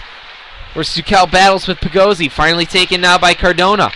Cardona around for Jake Jock, who controls for the Huskies, and he absorbs a hit to make a play. Sukel for Rosinski up off the glass, and that's going to go down for icing with 29.8 seconds left in period number 2. The Huskies up by 2. Yeah, but back with the hitting, I mean, LJ Skimeka a couple shifts ago, again with those hip checks that he always does. Yeah. I mean, he really likes to do those because, like we've always said, he's one of the smaller guys in the league, so he has to do those hip checks because he knows that he's not going to be able to hit anybody up high. Yeah, it's a Joe Thornton-esque. Joe Thornton is probably one of the best hip checkers in the NHL. Yeah. Even though he's a little bit bigger, obviously, than Skimeka, but he does it very well, does LJ. Out come the Illini through center ice. 10 seconds left in the period.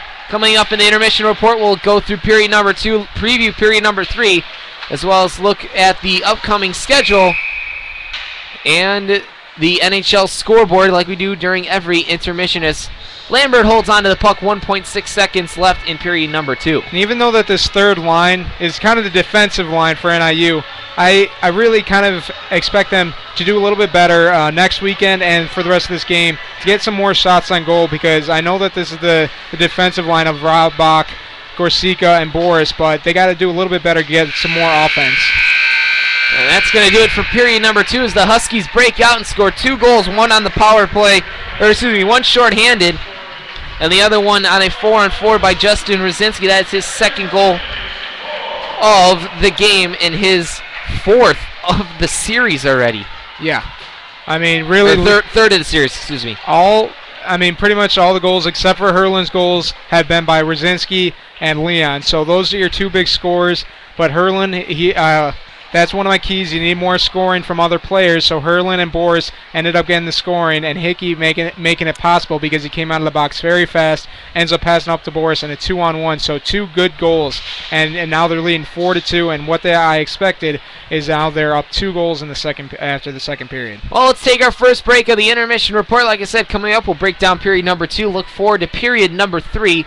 As well as go through the NHL scoreboard and preview the Blackhawks and Buffalo Sabres game at the UC at 7 o'clock. So stay tuned. Huskies up 4-2. You're listening to Huskies Hockey on the NIU Huskies Hockey Radio Network. When I grow up, I want to be a new pair of blue jeans. When I grow up, I want to be a kid's first computer. I want to be a warm place on a cold I want to day. be a football I want to be stadium. a bike that races around the country. I want to be a bench on a forest trail. When I grow up, I don't want to be a piece of garbage. And if you recycle me, I won't be. Give your garbage another life. Recycle. Learn how at iwanttoberecycled.org. Brought to you by Keep America Beautiful and the Ad Council.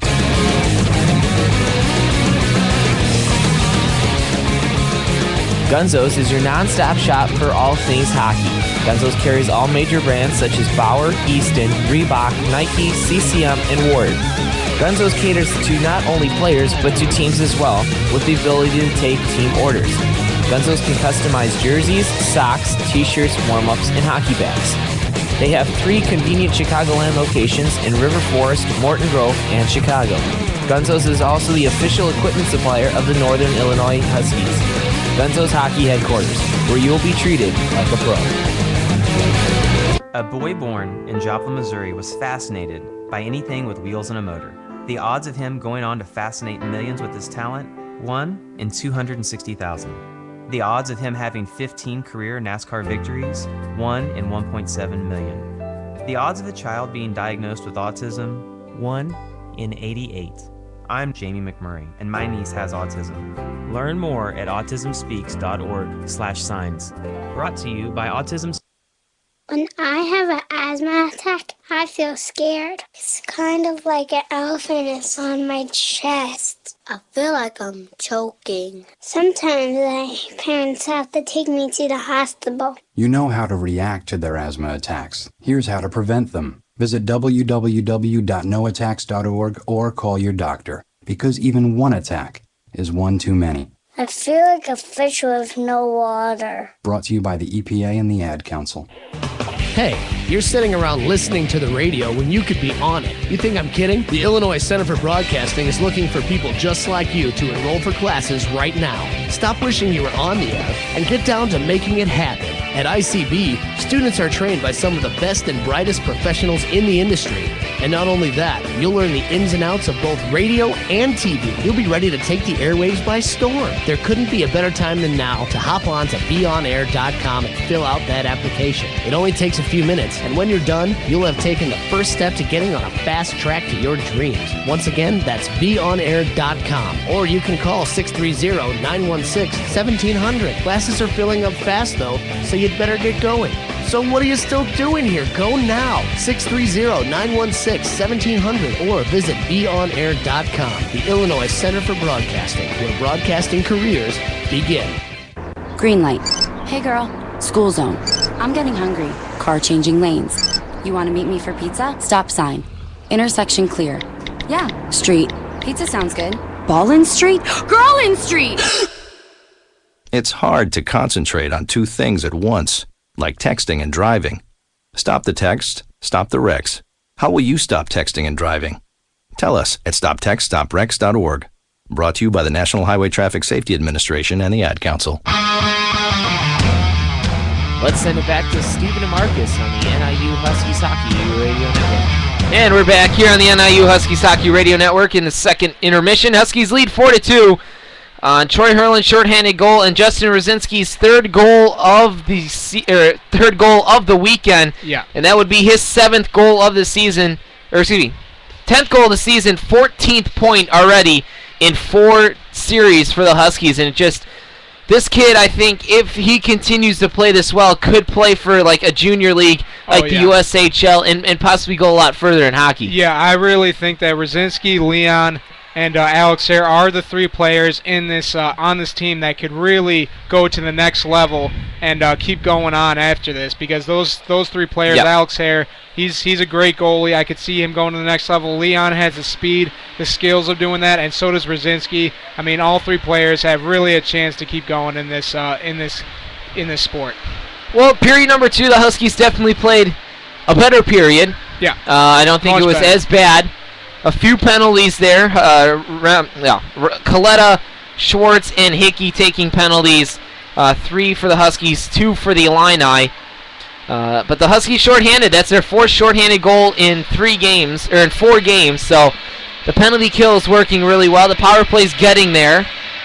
But what was your assessment of period number 2? How do you think they did for your keys? Well, again, my first key: stay out of the penalty box.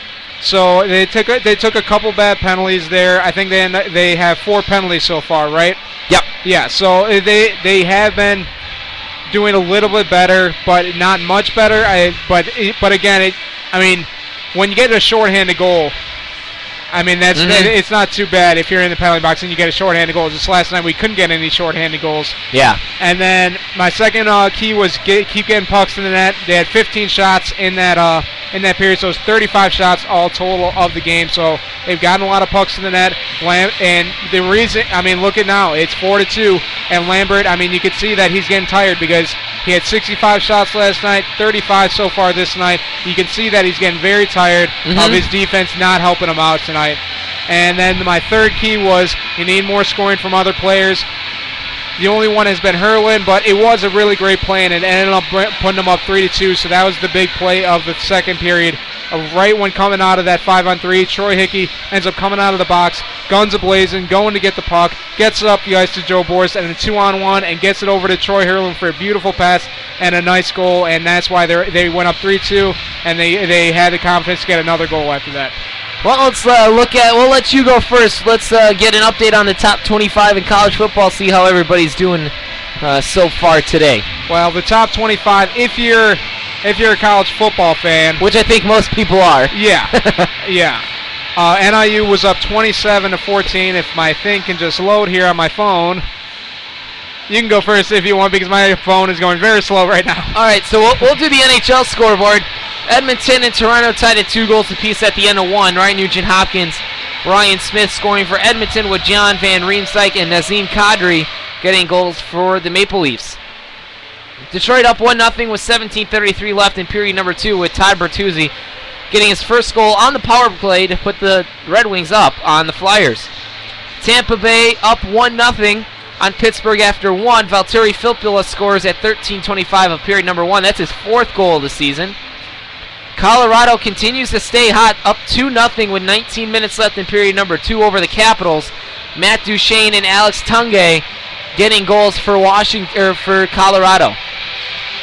One game already in the books. Boston beats Columbus 3-1. Chris Kelly, Louis Eriksson, and Milan Lucic all scoring for the Bruins. Hawks and Buffalo just underway at the United Center. No score there in period number 1. Same thing with the Rangers and the Blues. A little later on tonight, it'll be the Islanders and the Preds, Dallas, Minnesota. And then the late games will be Montreal, Vancouver, Ottawa, and San Jose. So a lot of good games in the NHL going on later on tonight. Really like that Islanders team with 5 points already this season. And Vancouver again with John Tortorella, new coach. Look for them to stay hot. Yeah, and now to the football. Northwestern, like we were saying before, Northwestern ends up losing to Wisconsin 35-6. Other teams, other big top 25 games. Michigan is winning against Penn State 34-27 at Penn State with about 1 minute 30 seconds left. If you're a Northern Illinois fan, obviously you are. It's 23. They're number 23 ranked. They're up 27-20 with about 5 minutes left in the fourth quarter. So they're only winning by a touchdown. Let's hope that they hold that lead. Stanford right now losing to Utah 21-14. They're ranked number 5 in the country with about 4:17 left in the third. Alabama up 10-0 only on Kentucky with about 8:59 left in the second. Texas A&M is going to play Ole Miss tonight. They're ranked number 9. UCLA plays Cal tonight. The two big upsets of the weekend. Texas ends up beating Oklahoma 36-20. And Oklahoma was ranked number 12 in the country. Georgia ends up losing to University of Missouri, who's ranked number 25, but Georgia was ranked number 7. A lot of people thought that they could have beat Alabama if they would have kept winning, but they end up losing 41-26 at Georgia, so a big loss for them. Virginia Tech, ranked number 24, ends up beating Pitt 19-9. Texas Tech wins 42-35 against Iowa State, ranked number 20. South Carolina 52-7 over Arkansas, ranked number 14. Clemson ends up beating Boston College 24-14 by 10 points. They're ranked number 3. Baylor beat Kansas State 35-25. That big offensive power of Baylor. Florida ends up losing to LSU 17-6. So LSU's defense coming up big for them. And Oregon ends up beating Washington, the big game of the weekend, 45-24. So Oregon's offense still going strong. And in case you missed Louisville, they end up being 24-10 over Rutgers at number 8. So those are the scores of the NCAA football, and we also gave you the scores in the NHL. So let's talk some Blackhawks here. Duffy, they welcome in the Buffalo Sabres tonight. Corey Crawford, Ryan Miller in goal for the Huskies. The Blackhawks and the Buffalo Sabres. Brandon Perry gets called up. Jimmy Hayes gets sent down for the Hawks. And Perry will start as a second-line center as Michael Hanzus is just getting a day off, kind of resting that sore body. He was really banged up at the end of the playoffs. Yeah, and I think that the reason that they probably brought Brandon Perry up and sent Hayes down is because Michael Hanzus is the older kind of centerman, so he's probably going to need a lot more rest than a lot of the younger wingers that we have. So that's why I think they brought Brandon Perry up in case Michael Hanzus needs rest for a couple games other than this season. And we remember Brandon Perry had the most points in the AHL last season, so most people were very surprised that he wasn't starting, or at least not on the roster at the regular season. And I think the reason was because he got injured in the training camp. So he's going to be back, and I can see him getting a couple points tonight for that second-line center because he's going to be with Sharp and Hossa. Yep, so and that's going to be a big line. And Sharp is playing in his 600th career NHL game tonight, so congratulations to Sharpie. Yeah, and I think it's going to be a good game tonight. I really think that just Ryan Miller, he's starting to get a little bit older, and that's the reason they haven't won a game yet. And he really has not had defense his whole career, so I think he's really just starting to get tired. And I think if he went to a better team, I really think he could win a Stanley Cup. But it just seems like he doesn't want to leave Buffalo. Well, the Huskies are just about ready to come back on the ice, another 2 minutes. So we're going to take our final commercial break here of the intermission coming when we come back. Huskies and the Illini, period number 3. Huskies up 4-2. You're listening to Huskies Hockey on the NIU Huskies Hockey Radio Network. It's Thursday night, and you're grabbing drinks with some friends. Started off with a pitcher for the table, which quickly becomes 2. There's pool. And there's the photo booth. All right, everybody squeeze in. Say cheese. Followed naturally by an order of wings. And another. Can we get some extra ranch sauce? Then there's the ceremonial nightcap. So what are we doing this weekend? And lastly, it's back to the car, which, if you're buzzed,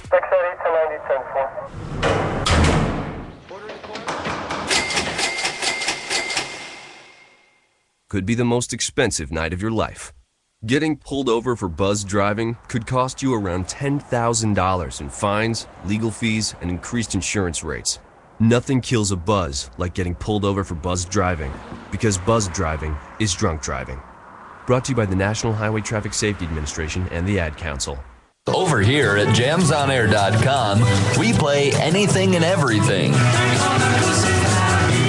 You might hear... Or how about this tasty track? I want to get you in the back seat, windows up, that's the way you like it. We have them all. Lollipop, lollipop, oh, lollipop, lollipop. Well, maybe not that. jamsonair.com. Radio when you want it. We know balancing family, friends, work, and free time keeps you busy. We want to help you start your day off right. Whether you're visiting for business or for pleasure, you'll always get a clean and fresh Hampton bed. Free high-speed internet access, free hot breakfast served daily with fresh baked waffles and hearty oatmeal with toppings, friendly, helpful service, and much more. For one rate, guaranteed. If you're not satisfied, we don't expect you to pay. That's our commitment and your guarantee. That's 100% Hampton. Go to HamptonInn.com to find the nearest location. Hampton Inn & Suites, the official hotel of NIU Hockey.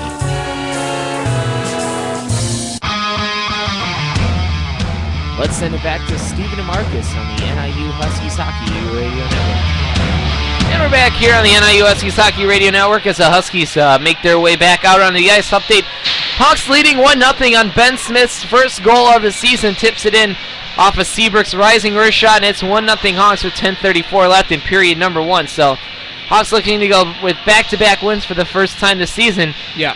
At the United Center all the entire season, but not only at the United Center as well. Well, I mean, they've only had a regulation loss and a shootout loss. Yeah, it's the St. Louis Blues with about 20 seconds left. Remember last season they had a 27-game win streak. I mean, they were unbelievably hot last year. They couldn't quite get it this year because they ended up losing in regulation to St. Louis Blues, and then they ended up losing in a shootout to who'd they end up losing to a shootout again?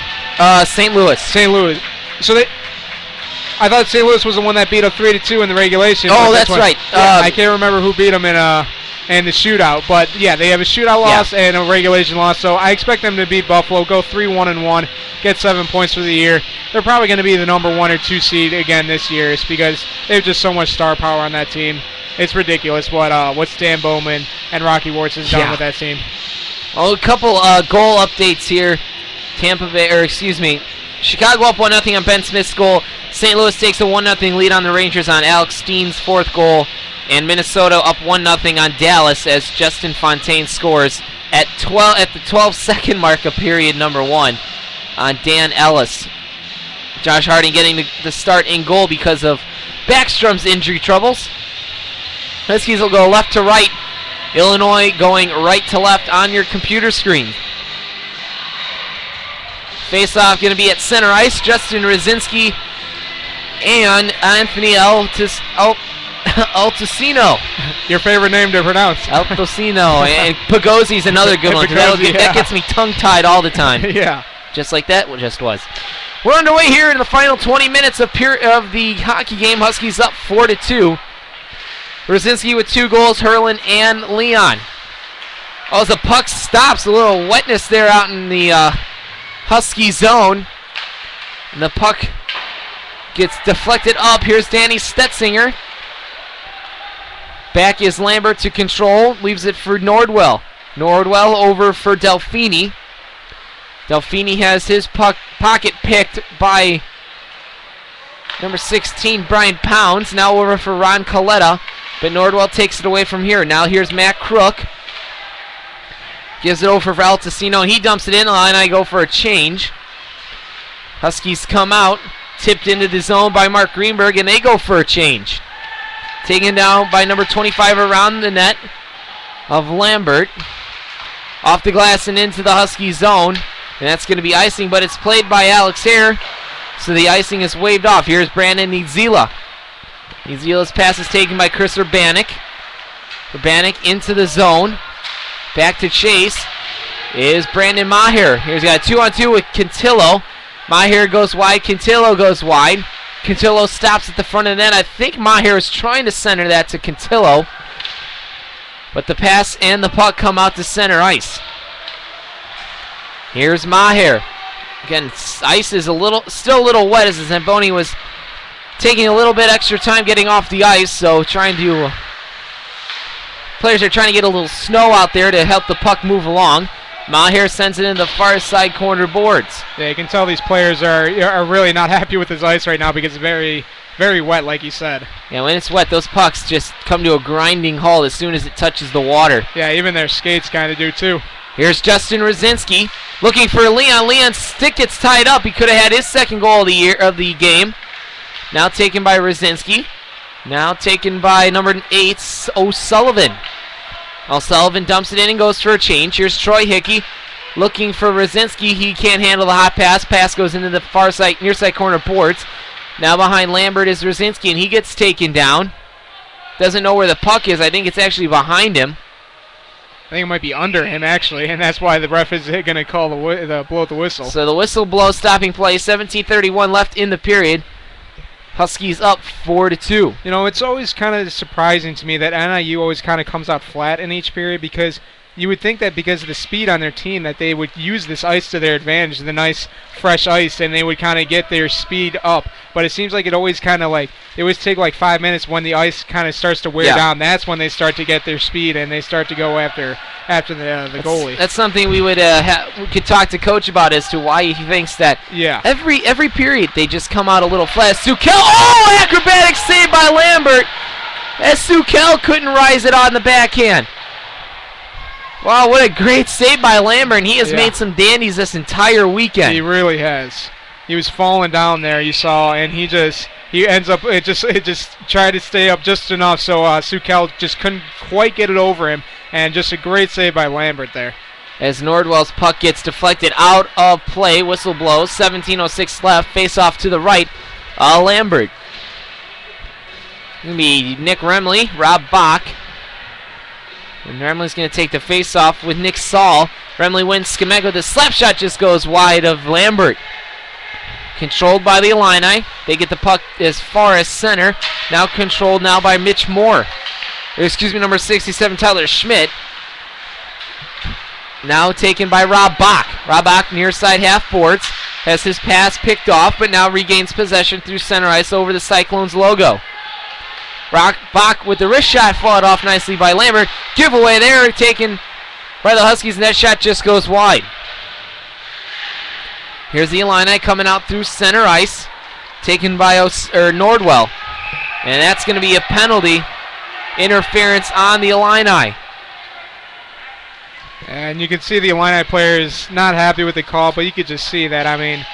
That's a blatant... that's an easy call for the ref there because it just Rob Bach, it wasn't even part of the play, and he ends up hitting him when he doesn't even have the puck. So interference on number 55, Nick Saul, at 3:25 of period number 3. And so far, the power play is 1 for 3 tonight, so they're doing okay, but you got to expect that they might get a goal here and make it just a 5-2 lead. Taking by number 25 of the Illini. Sends it in through center ice. Back to control is is Troy Hurlin. Hurlin around Alex Hare. Near side half boards. Now gives it over for Troy Hickey. Back for Hurlin. Skates into the offensive zone. Near side face-off circle. Backhands it for Greenberg. Now for Hickey. Hickey down for Hurlin. Greenberg looking to score. Shoot! Score! Joe Boris on the giveaway from Lambert.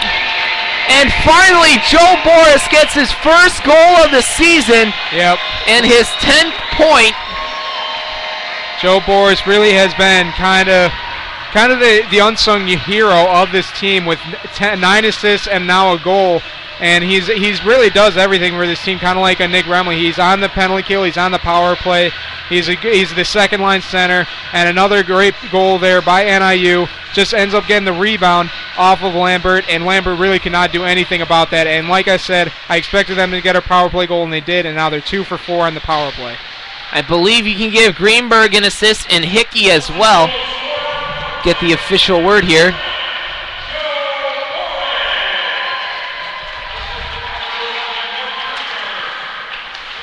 So Mark Greenberg gets the primary assist. I would give the secondary assist to Troy Hickey, as his was the shot that got redeflected. Yep. So the Huskies up 5-2 with 15:24 left in period number 3. Here's Sikowski. Sikowski down low for Pagozzi. Pagozzi battling there with Pounds and Stetzinger. Pagozzi falls down and Pounds wins the puck out through center ice. Puck can now control a little back and forth there. Finally taken by Greenberg. Greenberg, and that's going to be offsides, as Stetz was about a step and a half offsides there. I like how he tried to kind of jump over the line. He was like, oh wait, no, I didn't hit the line, so I must not be offsides. Trying to fool the referee there. Yeah. So Joe Boris, his first goal of the season. And like I said, 10 points for him this year. He's, I think, the third leading scorer now behind Leon and Rosinski. Yep. So, I mean, like I said, he's been the unsung hero of this team. And the same thing with Boris. I mean, even though he has hit, this is the first time he's gotten on the score sheet with a goal. Yeah, that's what I'm saying. Joe Boris, yeah. Big save by Harris. That one got tipped out in front by the Illini. That one's blocked up in the air, taken by Hickey. Hickey off the glass and down. That's going to go as far as icing, but I think the Huskies will take that right now, as the Illini almost got one back on a deflection out in front of Alex Hare. Great save, and you can see his defensemen are hitting his pads there, giving him a good job, because that was just a great save off a deflection, off the right pad, and he's keeping them with 2 goals only for the Illini. Face-off won by the Huskies. Hickey back for Schwartz. Schwartz's pass gets picked off by Walton. Now taken by Altacino. Now needs Zila. Now Altacino. They trade passes. Out in front is Schwartz. He can't control. Ice is still really sticky here. In comes Walton with a shot blocked by Hickey out in front nicely, as the puck finally finds its way back to center ice, as Brandon Maher is on the forecheck. He's had a lot of big blocks tonight, Troy Hickey. He's really been good tonight. Here's Hickey again. Again, former Arizona State Sun Devil. Fights his way through some checks into the offensive zone. Puck goes on Lambert. He's going to cover up the puck, as Hickey gave a little bit of a snow shower there to Lucas Lambert. 13:46 left in the period. 5-2 Huskies. And even though that Hickey only has 1 assist, I mean, he's really kind of been that player that he's kind of been my Nick Remley of tonight, just doing the little things, making 3 or 4 block shots, getting out of the penalty box really quick for that assist, getting it down the ice, and he's really the only defender that always wants to go up on the offensive zone and try to get a goal.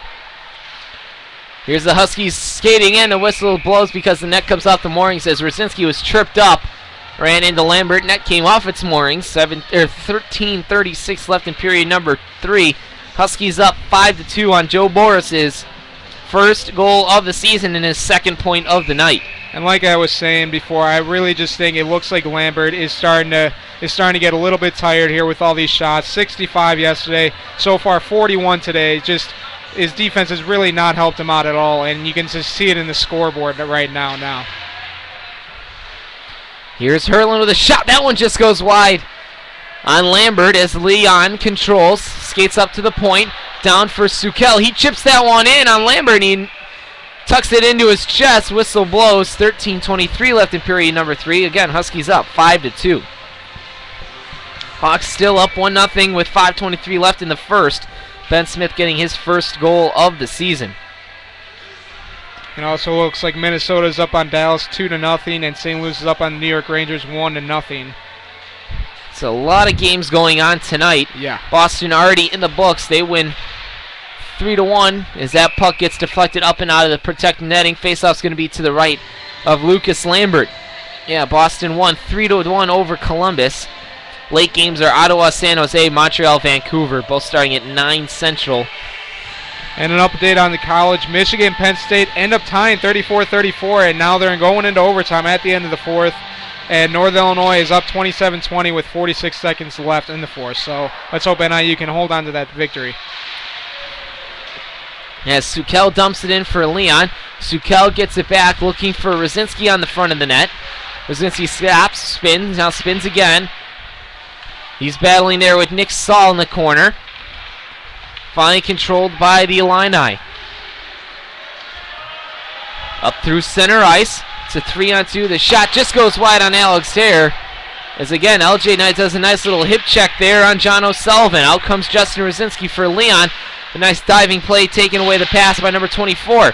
Another diving save there by number 67, Tyler Schmidt. So the Illini doing a real good job of using their bodies to break up those passes and not allow the Huskies to get any kind of passing lane. Yeah, there could have been a couple good chances there, but the Illini defense did a much better job there with the blocks. As Wormley looked like he was going to get bowled over, but instead he gives a hit. Now here's Stetzinger near side corner boards, evades a check through the face-off circle. Remley battles and the puck gets out into neutral ice, now back into the Husky zone, and that whistle blows. I don't know if this can be an offsides or a hand pass, one of the two. And I expect this third line next weekend. There's only about 12 minutes left in the game. I expect this third line next weekend at Florida to have some big play in this line next weekend. I see a couple goals out of this line next weekend. Yeah, they're due for a couple goals, especially Niedzela, Pickett, Schwartz. And then Pounds, Josh, and Maher are the only guys on the team that have not recorded at least 1 point this year. Well, Maher's been out for a couple weeks, so I'm not going to blame him for that. But yeah, you're right. There's been a couple players that need to get in the score sheet in this season.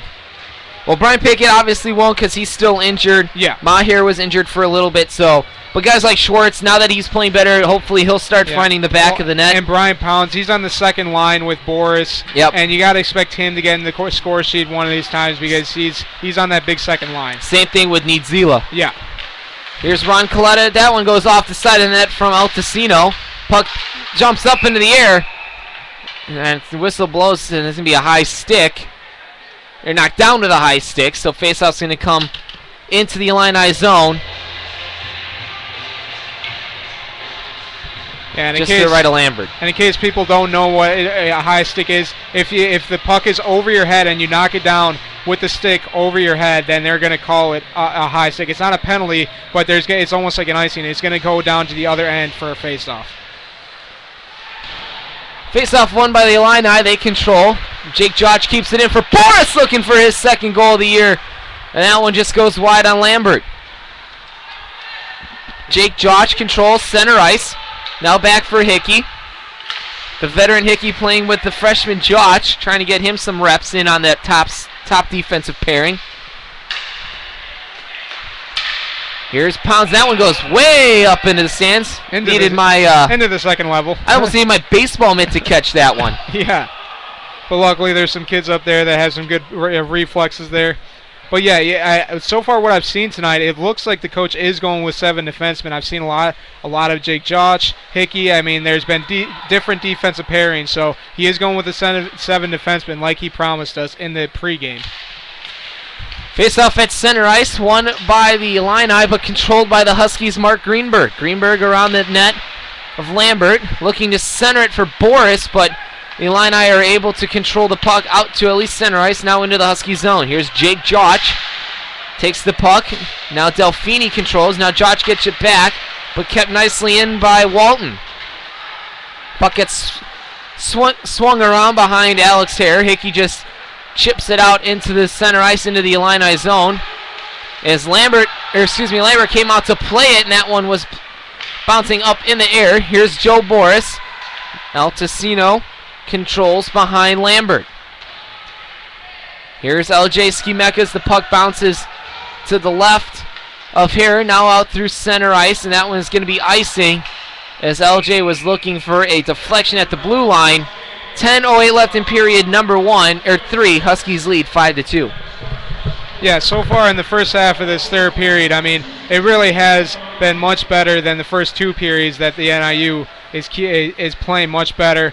And they're up 5-2, and they got 2 goals in that second period and a goal so far in this third. So I think they could keep this lead if they keep going the way they're going. Face-off won by the Illini. Shot comes in from the point from 25, just goes wide a hair. Here's Nick Sears, backhand pass for Saul. Saul bothered there by Boris. Puck gets stuck in the skates of Saul, and Cardona's in there. Greenberg's in there. Boris is in there. Finally won by Brian Pounds. But the Illini still control. Nick Sears. Now here's Troy Hurlin. Troy Hurlin for Mark Greenberg. Greenberg shot into the glove of Lambert, and he is going to hold on, get the whistle. 9:29 left in the period. Huskies up 5-2. And like I was saying in the first period, I really like the board battles with the NIU because they're winning a lot of the board battles, what I've seen so far in this game against the Illini. And if they could keep doing that for the rest of the season, they could get a couple cheap goals like that because there's like 2 or 3 defenders usually in there, and if they win them, then they can get to the goal a lot easier. Face-off won by the Huskies. Stetzinger gets it and dumps it in behind Lambert. Now the Illini come out far side right in front of the Illinois bench. Shot from the point comes in from Donahue. And Alex Hare is going to save, or cover up the puck, make the save. 9:11 left in period number 3. Huskies up by 3, 5-2. Yeah, sometimes those pucks can come off the boards very weird, almost like kind of what we saw last night when I watched the Blackhawks game again, when Jonathan Tays got his first goal of the season, and that second goal, because it just came off the boards, very weird. Sometimes it can come off like that. Have some nice bouncy boards, kind of like the Joe in Detroit have real bouncy boards where you can get those pucks off as the whistle blows. Referee loses sight of the puck as Alex Hare got tangled up out in front. Couple good saves by Alex Hare there. He made their first good save, couldn't quite suck it up, so they end up getting a rebound and making a second good save there. So I believe the face-off's going to be to the right or to the left of Alex Hare. And so far Alex Hare has had the much better game tonight. Even though he's given up 2 goals, he gave up 3 last night. I mean, I know that he had a pretty good game last night. Illini had about 40 shots on goal, so he's having a much better game, I would say, this night, though. Troy Hickey Nick Leon has it now in the far side half boards, now into the corner to Lambert. Leon battles there with number 22 Spencer Elliott. He wins the puck, does Leon. Here's Schwartz with a shot into the glove of Lambert. Schwartz again still looking for his first point of the season. I think that'll come in Florida with him playing so well these last 3 or 4 games. Yeah, even though like we've said, even though he hasn't gotten a point, he still has been very good for this team, playing forward and defense. I mean, you can't expect a guy that plays defense and forward to really get a lot of chemistry with any of the lines because he's going both ways really on the defense and forwards. Puck won by the Illini, comes out as Matt Crook. He sends it into the right of Alex Hare. Here's Troy Hickey. Hickey sends the puck out to at least center ice. That's going to be offsides, but the Huskies control. Hickey for Nick Leon. Nick Leon into the zone. Here comes Sukel. Sukel just fans on a shot. Had not a wide open net, but had a little bit of room there on the glove side. As Schwartz falls down, and the Illini have a 2-on-1, but good back check there by Sukel and good hustle by Schwartz to get back and evade that odd man rush. And Sukel's done that a couple times tonight where he comes back and really saves a chance for them. And that was a wide open net for Crook, and he couldn't bury it as Alex Hare was down and out. Here's Cole Nordwell. He sends it back into the Husky zone where it's taken by Troy Hickey. Here's Nick Leon. Nick Leon gets tangled up there with Walton. And Leon and Walton still having some words. Rosinski is just going to come back out to center ice. Didn't like what he saw. Evades a few checks, and Rosinski gets in and finally gets taken, probably chips over his own skates and falls down. Here's Rob Bach. Battling in the near side half boards there with Matt Reich. Taken now by Troy Hurlin. Backhands it into the zone. Now back out to center ice. Nick Remley, Huskies and Illini are falling all over the place in the neutral zone. 7 minutes left in period number 3. Huskies up by 3, 5-2. Here's Jake Jotch. Gives a pretty nice hit there on number 20 from behind. Taken here by Nick Remley. Nick Remley has to kick to his stick from his skate. He's got Gorsica with him. Remley with a rebound attempt off the boards, just like you were saying there, Duffy, and couldn't bury it.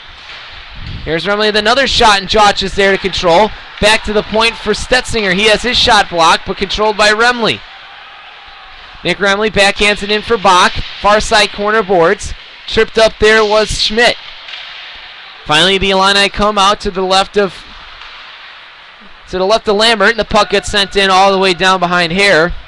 And icing is going to be the call. 6:13 left in period number 3. Huskies up 5-2. And you heard some fans kind of screaming there in that last shift about a minute or two ago when Alex Hare made the save. It's really because Troy Hickey was almost like a basketball player there and jumped about a foot up in the air and grabbed the puck. And it's just really a great play by him, and ends up getting the puck out. So really, he's been just really all over the place tonight, Troy Hickey. Face-off won by the Huskies. Here comes Coletta in on the shot, and that blocked out in front nicely by number 25 of the Illini. Another shot just goes wide on Lambert. Huskies really peppering the goaltender now with just over 5 minutes left in the game. Here are the Huskies working below the net. Looking for Coletta on the play, and Lambert makes a big pad save as Coletta found the soft area in between the defense to sneak up there on the rush. Taken away by number 61, Centurico, and he sends that one all the way down. Controlled by Stetzinger. Stetzinger has a pass interrupted at center ice. Now takes it is number 5, Cardona. Cardona gives it over for Saul. Saul setting up. Sirs off the goal post. He had Hare beat glove side and couldn't bury it. Here come the Huskies. They control. There's number 16, Brian Pounce. Shot from the point into the glove of Alex Hare. He holds on. Whistle blows. 5:10 left in the period. 5-2 your scores. The Huskies looking to get 2 points as they go to Florida Gulf Coast on Friday morning. Yeah, and like we said, they've had a loss in regulation and 2 losses in overtime. So if they get the win here, they'll be 6-1-2. So you got to expect if they get this win, they're going to be one of the top teams in their conference. As Gorsica has it, Niedzila has it. He gives it over for Cantillo. Cantillo into the zone. That's going to be offsides. But Nick Sirs is there to control. Sirs backhands it out into neutral ice. Or Niedzila can control. Niedzila looking for Cantillo. He can't find it as Anthony Altacino controls. Now back into the Husky zone, or into the Illini zone. Out through center ice. Here's Altacino. He just dumps it in behind Alex Hare, who is out to play it and holds it for Troy Hickey. Hickey has a giveaway behind Hare. Here's going to be a shot from Nordwell. That one's deflected in on Hare, and Hare makes the save. He covers up. 4:22 left in the game. 5-2 the score. Huskies up by 3. And that was the first bad play I saw so far by Troy Hickey. Just a very careless pass there. Almost ended up giving the Illini a goal there with the turnover in the own zone. You can't make turnovers in your own zone because they can lead to big chances for the other team. So I believe the Illini are going to take a timeout here with 4:22 left in period number 3.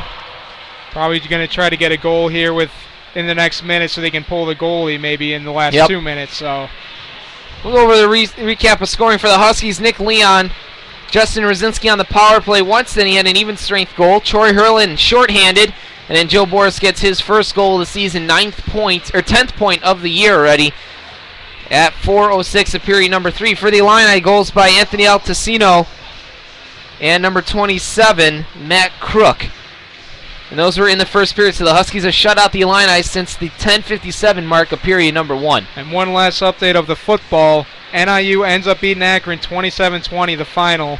So big win for the NIU football team there. And Michigan and Penn State are in the second overtime tied 34-34.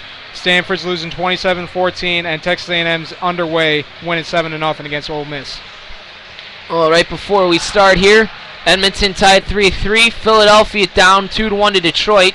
Colorado now up 3-0 on Washington. Tampa Bay up 3-2 on Pittsburgh. Chicago 1-0 over Buffalo. St. Louis 1-0 over Rangers. Minnesota 2-0 on Dallas, and no score between the Islanders and the Preds. Face-off won by the Huskies. That one gets as far as the blue line. Now here come the Huskies. It's 2-on-1. Here's Leon and Sukel. Leon streaks in for Sukel with a shot, and it just goes wide. Maybe looking for Leon to go to the net for a rebound. But Leon controls. He backhands that one in behind Lambert where Sukel can control. Sukel skating around to the right side of Lambert. 3:58 left. Here's Rosinski.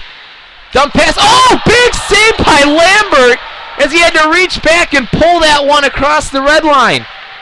Wow, Lambert has made some huge saves. I don't know how he made that save. I mean, he almost made a diving, almost like a Superman dive like Alex Hare did last weekend. As the Huskies control, here's Leon out through center ice into the Illini zone, taken by Chris Urbanek. Urbanek loses the puck, but gets it out to center ice, where Troy Hurling gets it back in the zone. Offsides is going to be the call. I believe Rosinski was off by just a few steps. 3:25 left in the game, 5-2 the score. But yeah, back to that save. I mean, Sukel really just put it to the net. Leon ends up tipping it to the goalie and ended up having a rebound again, but just Lambert just ends up going. He ends up making the first save and then going back for the second save. Just great sequence there. Troy Hickey backhands it out to center ice. Now the puck gets back into the Husky zone. Skimeka for Hickey. Hickey sends it around here, far side half boards.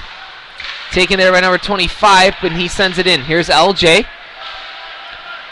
LJ for Rob Bach. He gets it to center ice. Garcika's there to bother the puck carry, but the Illini get it back into the Husky zone. Far side corner boards is Troy Hickey.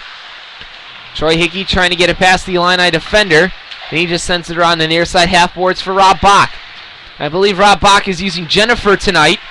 And if you guys didn't see our Twitter account, Bach actually names his sticks. Oh, big hit by Remley out in the slot. That's what Nick Remley does. He makes those big hits on other players. Another big hit. That one goes into the glove as Remley gives 2 hits, and here makes the glove save. He's one of the smaller guys on this team, but he does not act like it. He just does not mind taking the body. And he's actually going to get a penalty for it. Yeah, for 2 big hits. I think one probably the second one might have been a cross check, but I think they're going to call an elbow on Remley. I don't care if that's a penalty. Those are 2 big hits. Yeah, and you can see Grandpa Pickett down there telling him probably a good job. Yeah. So the Illini are 0 for 4 on the power play tonight. 17:26 at period number 3. Illini go, and there goes the goaltender Lambert, and the Illini are going to get an extra attacker out there with 2:18 left. So it's going to be a 6-on-4 now for a minute and 46 seconds. Here's Nick Saul. Nick Saul has his pocket pick. Short side save there made by Alex Hare. Ron Coletta, now Saul. Down for Delfini. Delfini up to the point for Sikowski, for Crook. Crook has that one bounced away, and Hare makes the save.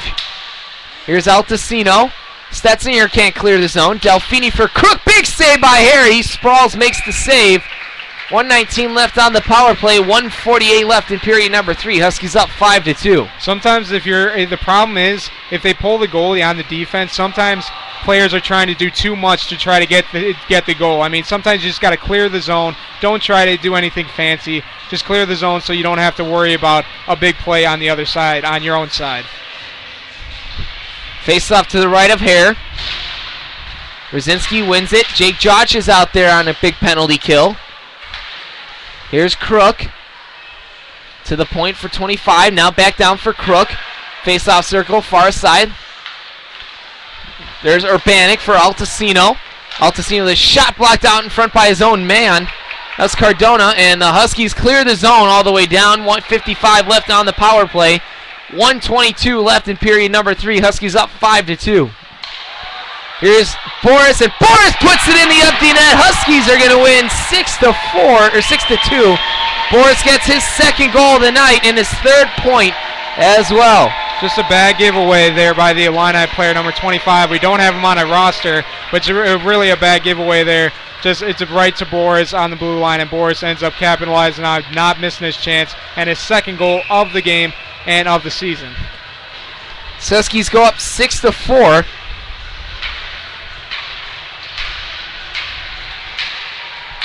And they win the face-off. Nick Leon has it taken away from him by Crook.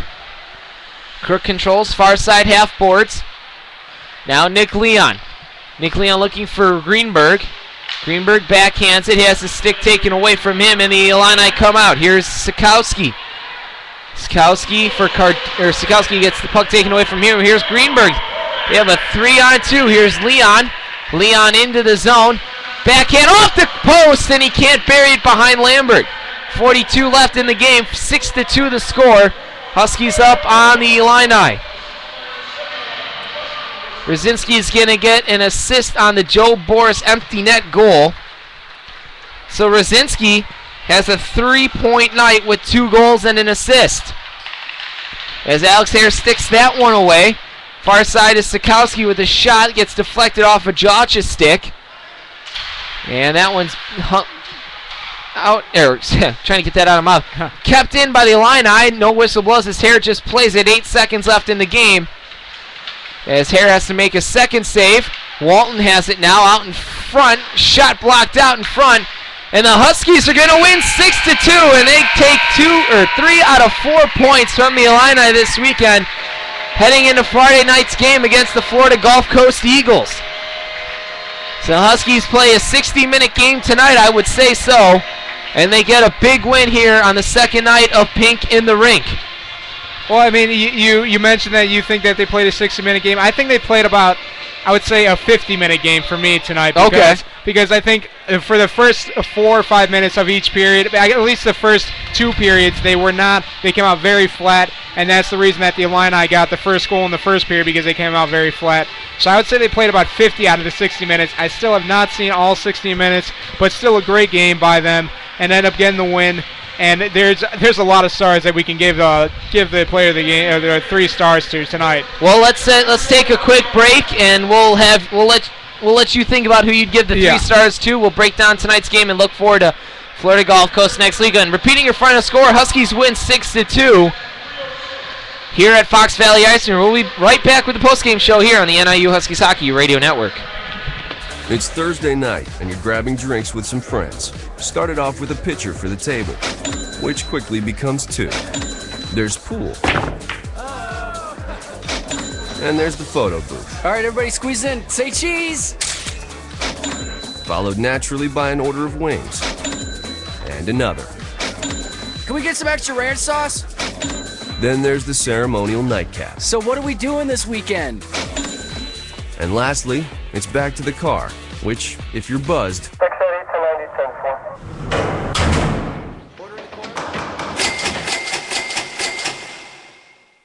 could be the most expensive night of your life. Getting pulled over for buzzed driving could cost you around $10,000 in fines, legal fees, and increased insurance rates. Nothing kills a buzz like getting pulled over for buzzed driving, because buzzed driving is drunk driving. Brought to you by the National Highway Traffic Safety Administration and the Ad Council. Over here at jamsonair.com, we play anything and everything. You might hear... Or how about this tasty track? I want to get you in the back seat, windows up, that's the way you like it. We have them all. Lollipop, lollipop, oh, lolly, lollipop, lollipop. Well, maybe not that. jamsonair.com. Radio when you want it. We know balancing family, friends, work, and free time keeps you busy. We want to help you start your day off right. Whether you're visiting for business or for pleasure, you'll always get a clean and fresh Hampton bed. Free high-speed internet access, free hot breakfast served daily with fresh baked waffles and hearty oatmeal with toppings, friendly, helpful service, and much more. For one rate. Guaranteed. If you're not satisfied, we don't expect you to pay. That's our commitment and your guarantee. That's 100% Hampton. Go to HamptonInn.com to find the nearest location. Hampton Inn & Suites, the official hotel of NIU Hockey.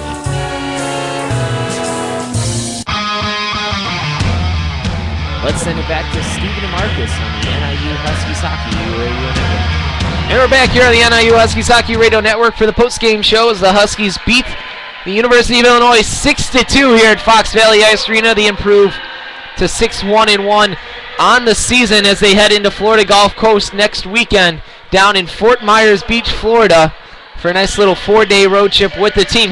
Duffy, let's get your thoughts on tonight's game if you want to go over your keys, and let's see how they did for you. Well, my keys to the game were stay out of the penalty box, which they did very well of. Not very well. They had 5 penalties, but they did good in the penalty kill. They were 5 for 5, so obviously they did much better in the penalty kill tonight. And I think the penalties, they weren't all really bad like last night. A couple of them were really bad last night. Tonight was much better. And then the second key was keep getting the pucks to the net, which they did. They ended up getting about another 50 shots on Lambert, and that's why I think that he just started to get tired you could see in about halfway through the second period, he just started to get tired, and he just too many shots on goal on him, and his defense really did not help him out this weekend, and that's the reason I think they got 5 goals and then an empty netter. So, and then the third key was they need more scoring from other players, and that really did. That came up from Joe Boris tonight with 2 goals and Herlin with another goal. Yep. And those were my 3 keys, but those 3 scores were very big. Besides Leon and Brzezinski, the only scores of yesterday, scoring again today, but it was much better today. That's why I think they had the big win today. Well, let's go over your 3 stars of the game, Duffy. I know it was a hard one. Yeah, I think it's very hard for me, but I think my 3rd star would be Troy Hickey, because I think he just, even though he only had 1 assist tonight, I think he just did everything for them. He made a lot of great block shots. He made a lot of great plays today.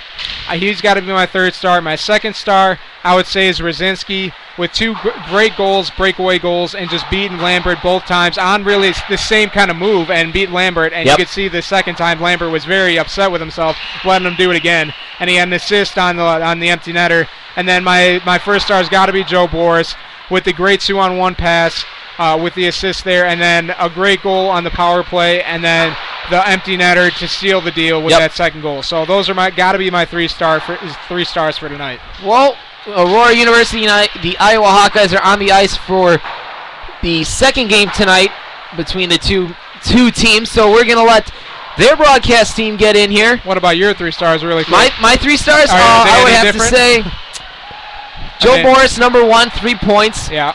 2 goals and an assist. Justin Rosinski, number 2, with 2 goals and an assist. Yeah. And I think Nick Leon with an unassisted goal to get the game going off right with his 3rd goal of the weekend. Yeah.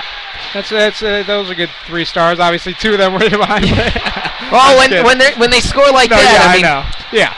So for Stephen Duffy, Dan Sanchez, Kim Rona, I'm Marcus Krasnick saying so long, everybody. We'll see you next Friday night as we'll be live from Fort Myers Beach, Florida, when we take on the Florida Gulf Coast Eagles. Repeating your score, Huskies win 6-2. I'm Marcus Krasnick saying so long, everybody.